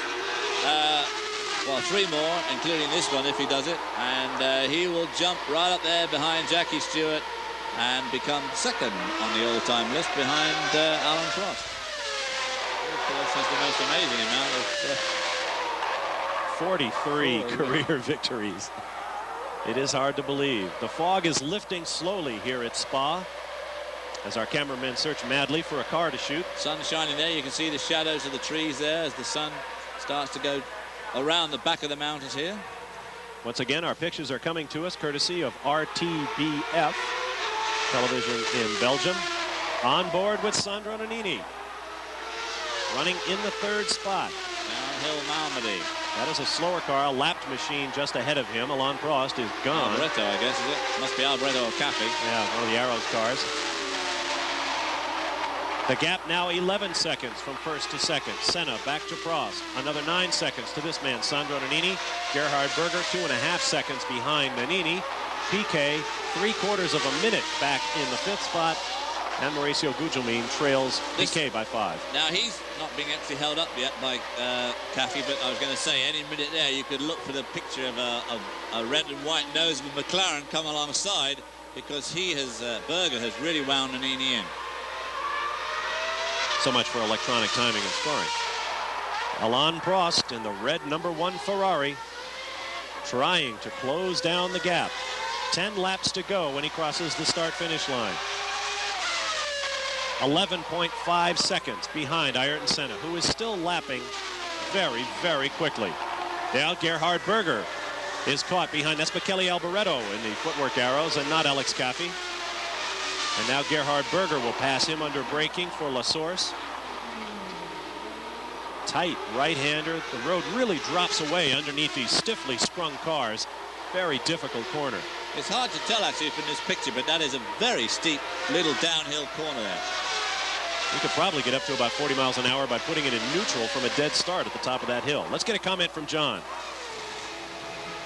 Bob, for the last 2 laps, Alessandro Nannini from Italy has been shown the inboard for tires. They want him to come in and put on some new rubber. There's only 10 laps left. The decision, the final decision, is down to Nannini himself. Obviously, he has made the decision to stay out. The Benetton management is not very happy with that. They think it's going to cost him just too much time, and there's still too far to go for that set of rubber. We'll keep you updated from the Benetton pits. Let's hope they stop. Let's hope Alessandro Nannini doesn't run out of rubber too soon. Well, he's certainly running out of grip, John. As you were speaking, he was having a pretty lurid slide through Malmedy, coming into the Pouhon here, using up plenty of road. Looks like the car's developed a bit of understeer. We'll take a quick timeout as the laps run short here in Belgium. Finally, after 2 red flags, we should have a great finish. I'm live from Darlington International Raceway. Wait a minute, it's not September 2nd. This is next week. The Heinz Southern 500. Bob Jenkins, Benny Parsons, Ned Jarrett, all the gang there to bring you the action. Dale Earnhardt, the defending champion. Who else to tame the track they say is too tough to tame? Here in Belgium, Ayrton Senna is our leader with 35, coming up on 36 laps complete. This is the battle for third place. Sandro Nannini, just out of your picture, trying desperately to hold off the McLaren of Gerhard Berger. Berger has stopped for tires, Nannini has not. Gerhard Berger using a lot of curb on the exit on that downhill left and catching up with Nannini, but has reached that plateau where it's going to be difficult to actually get by him. Both coming up to lap Alex Caffey now. That just may help Berger. Of course, it may hinder him too. Onto the Spa Stavelot Road.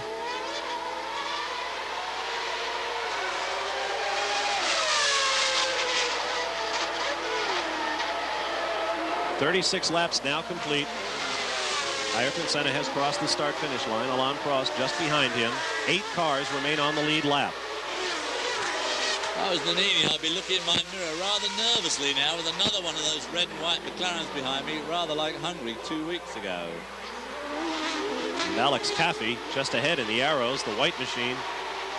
Not exactly burning rubber trying to get out of the way.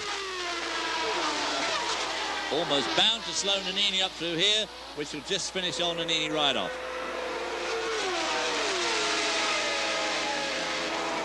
Like that. Ooh. And Nannini will come right back. Whoa! We've done this before, guys. Well, these guys are serious. From the onboard camera, look for the red nose of that McLaren. Oh, no. Berger dropped back. Shades of Hungary 2 weeks ago, although in a different combination. Here's a look at them going wheel to wheel, like René Arnoux and Gilles Villeneuve at Dijon, the French Grand Prix a few years back. Like Berger himself and Nigel Mansell in Mexico earlier this year. Well, there's no doubt about it. Alessandro Nannini's brakes still working okay. So Gerhard Berger drops back a few car lengths to have a bit of a think, as David Hobbs might say.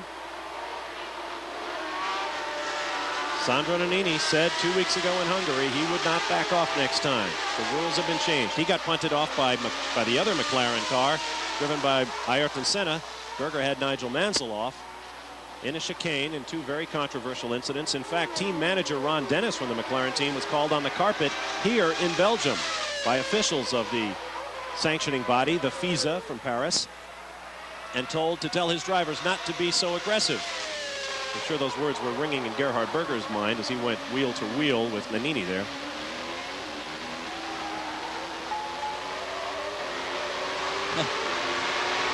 The arrows remains out front. Nannini will try the inside line into La Source. He's not making a lot of room here for these guys, is he? Certainly is not. But that is now complete. 37 laps are in the books. There are 7 yet to go. Alain Prost trails leader Ayrton Senna by 12 seconds, although he is now lapping at 155.3, well under the previous course record. But he has a long way to go and not much time to get there. Sandro Nannini and Gerhard Berger running about another 20 seconds further adrift. Caffey, Alboreto, Modena all lapping in the 2-minute range, as opposed to our leaders who are lapping in the 1:55. Just gives you an idea of just how quick those 2 lead cars are. Because immediately Nannini and Berger dropped to the 2-minute range. Well, that's probably because they were held up by Caffey on that lap. Once more down, steeply downhill in 5th gear to Pouhon.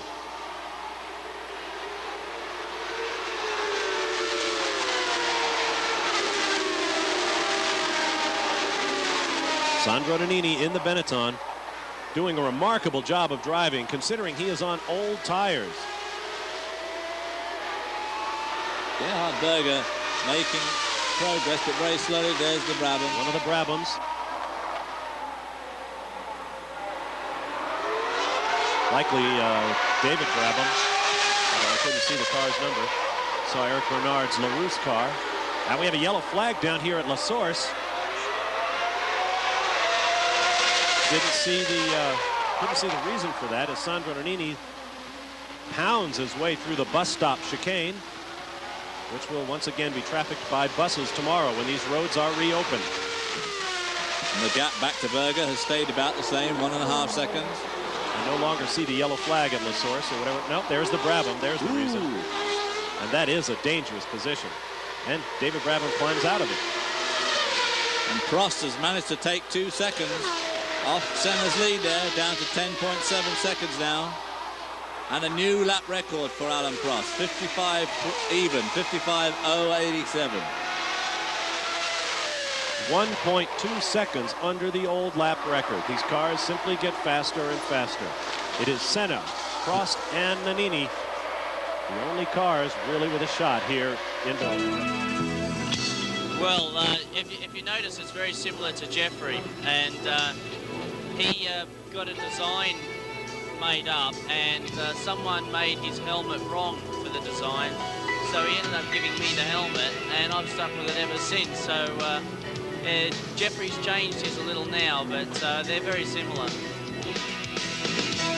And Jeffrey, of course, is Jeffrey Brabham, David's older brother, and the two-time and defending Camel GT sports car champion. He'll be doing his stuff next Sunday from San Antonio, Texas, where David and I will both be. David in the air-conditioned splendor of the announce position, and me out slogging up and down the pit lane.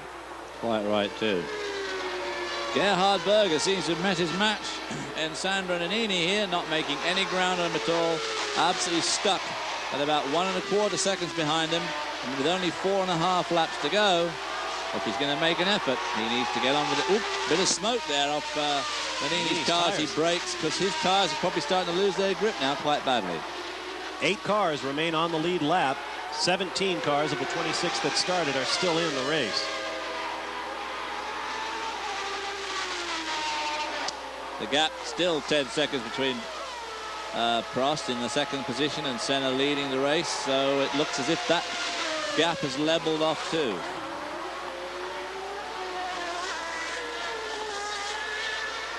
There has been, we should report, there you see Ayrton Senna, the leader, up in Lecombe with 4 laps remaining. There had been talk that perhaps McLaren was not happy with the way that Gerhard Berger has been racing, perhaps not aggressively enough, that he didn't deal with slower cars quickly enough. I wonder what they think right now with Nannini obviously on fading tires and Berger still unable to deal with him for 3rd place.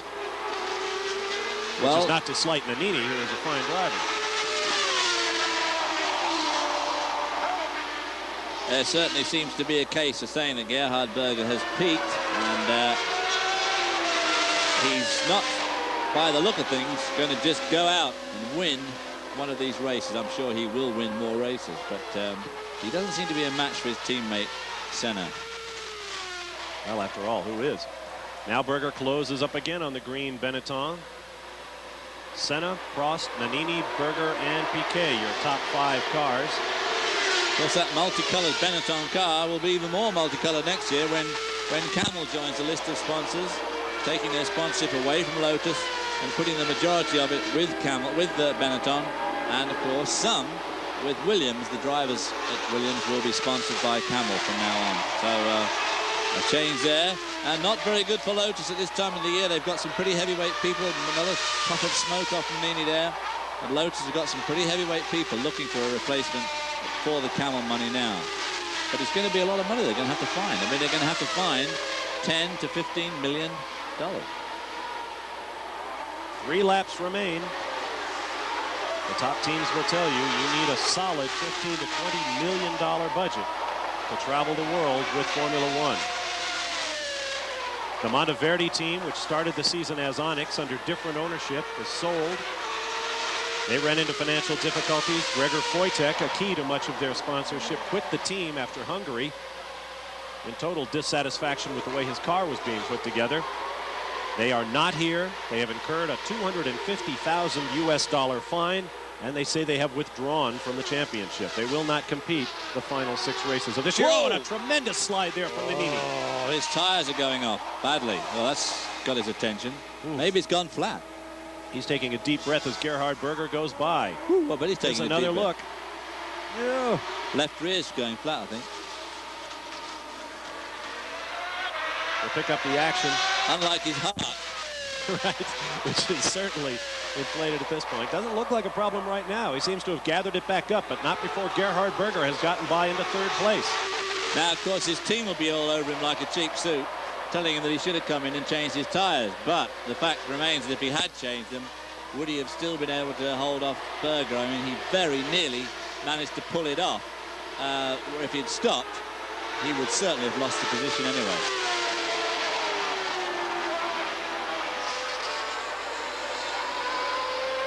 Yes, that will give him something to think about for the next 10 minutes or so while his whole heart comes back to normal. Gerhard Berger now moving away adroitly. He has set his own fast lap of the race at 1:55.5. Here we have a smoker on the backside. Looks like another of the Brabhams. With 2 laps remaining, the second of the 2 Brabhams has gone out. Stefano Modena and David Brabham have both parked. That one's already been worked over by the extinguisher. That corner where we've mentioned it so many times, Eau Rouge, as being such an absolutely breathtaking corner. Even Ayrton Senna said, and I quote verbatim here, after you do the corner, you may feel you could have done it flat. But it's a situation where if you're committed before it and you cannot do it, in fact, then there's not much you can do afterwards, in brackets, and you will crash. So you have to commit yourself, but to a certain limit, of course. It's a very, very committing corner. In fact, perhaps the bravest as well as the fastest man in Formula One says, I go down into the corner, did it nearly flat. I said to myself, I'm going to try it. I'm going to try it this time. But as I was going downhill, I changed my mind. Yeah, I know. No kidding. I always change my mind every time I go downhill too. Should he pick up this victory? In addition to climbing to 25 career wins and tying for 3rd all-time, this would be Ayrton Senna's 3rd straight victory here at Spa. It's a circuit that he likes very much. In fact, he will have won here 4 times in the last 6 years. Well, we hardly like to put victories in people's mouths before they get there, because a bit like staying out on the first lap, he's not won it yet, but certainly will be an impressive record if he pulls it off. That was Capelli in the Leighton House there that we see him that he just passed. Capelli, the first car out of the points, in 7th position, behind his teammate Guzman, who, if he finishes where he is now, will in fact pick up 1 point. In fact, those will be his first points, or point, of the 1989 season that began so badly for the Leighton House team. Prost only 7 seconds behind Senna now, but of course only 1 lap to go. We are on the last lap, and once again Ayrton Senna of Brazil, the 1988 world champion, flashes through Eau Rouge, over the hill at Radillon, onto the Kemmelbach straightaway. A 7-second lead and 2 lap cars between him and 2nd spot. Nice position to be in.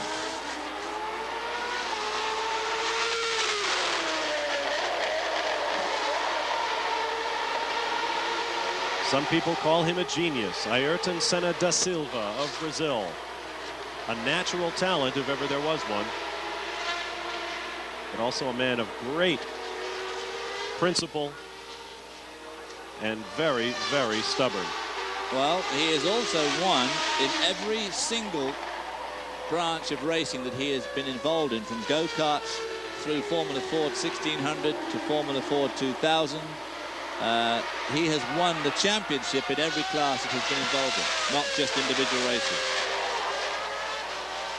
Seeking his 5th victory of the 1990 season.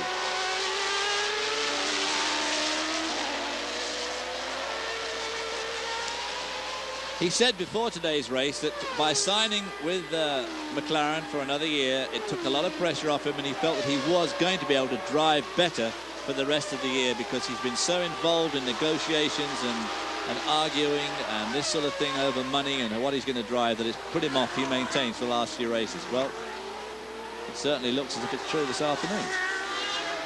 His 48th pole is followed by his 25th checkered flag. Ayrton Senna with a salute to the crowd. There is Alain Prost finishing just a few seconds behind. In fact, Prost closed magnificently, 3.5 seconds back at the finish. From as much as 12 seconds behind, Alain Prost will pick up 6 points for second place to Senna's 9. Here is Gerhard Berger, who got by Sandro Nannini, who had that lurid slide, David's favorite word, on the up Belgium, where the celebration is about to begin in victory lane. Your results: Ayrton Senna with his 25th career Formula One victory. Alain Prost finishes second for Ferrari. Gerhard Berger third for the McLaren team. Sandro Nannini brings his Benetton home fourth, followed by Nelson Piquet, Maurizio Gugelmin, Ivan Capelli, Jean Alesi, Eric Bernard, Alex Caffey, Derek Warwick, Mark Donnelly, Michele Alboreto, Nicola Larini, Pierluigi Martini, Olivier Briard, and Stefano Modena, the last classified finisher. Alain Prost, fast lap of the race at 1 minute 55.087 seconds, a new record. Coming up after us at 10:30 Eastern Time today, This Week in Sports, a review of the top stories in sports this week. We hope you'll stay for that at 10:30 Eastern Time. We'll take a quick time out and come back live to Spa, Belgium to wrap things up. Theater and its upcoming festival, and of course to the casino. ESPN Speed World coverage of the Formula One Grand Prix of Belgium has been brought to you by Mobil. Mobil One Synthetic Motor Oil. Isn't your car worth the extra protection? By Alpine Car Audio Systems and your authorized Alpine dealer. Alpine, standard equipment in every Lamborghini made. And by Wagner, power painting that's not just a whole lot faster, but a whole lot better. With his victory, Ayrton Senna of Brazil expands his lead in the 1990 World Championship over Alain Prost from 10 points to 13. It is Senna 63, Prost 50. Gerhard Berger now has 33 points. In the manufacturer's standings, McLaren with 96 points to Ferrari's 63. One stroke off the pace.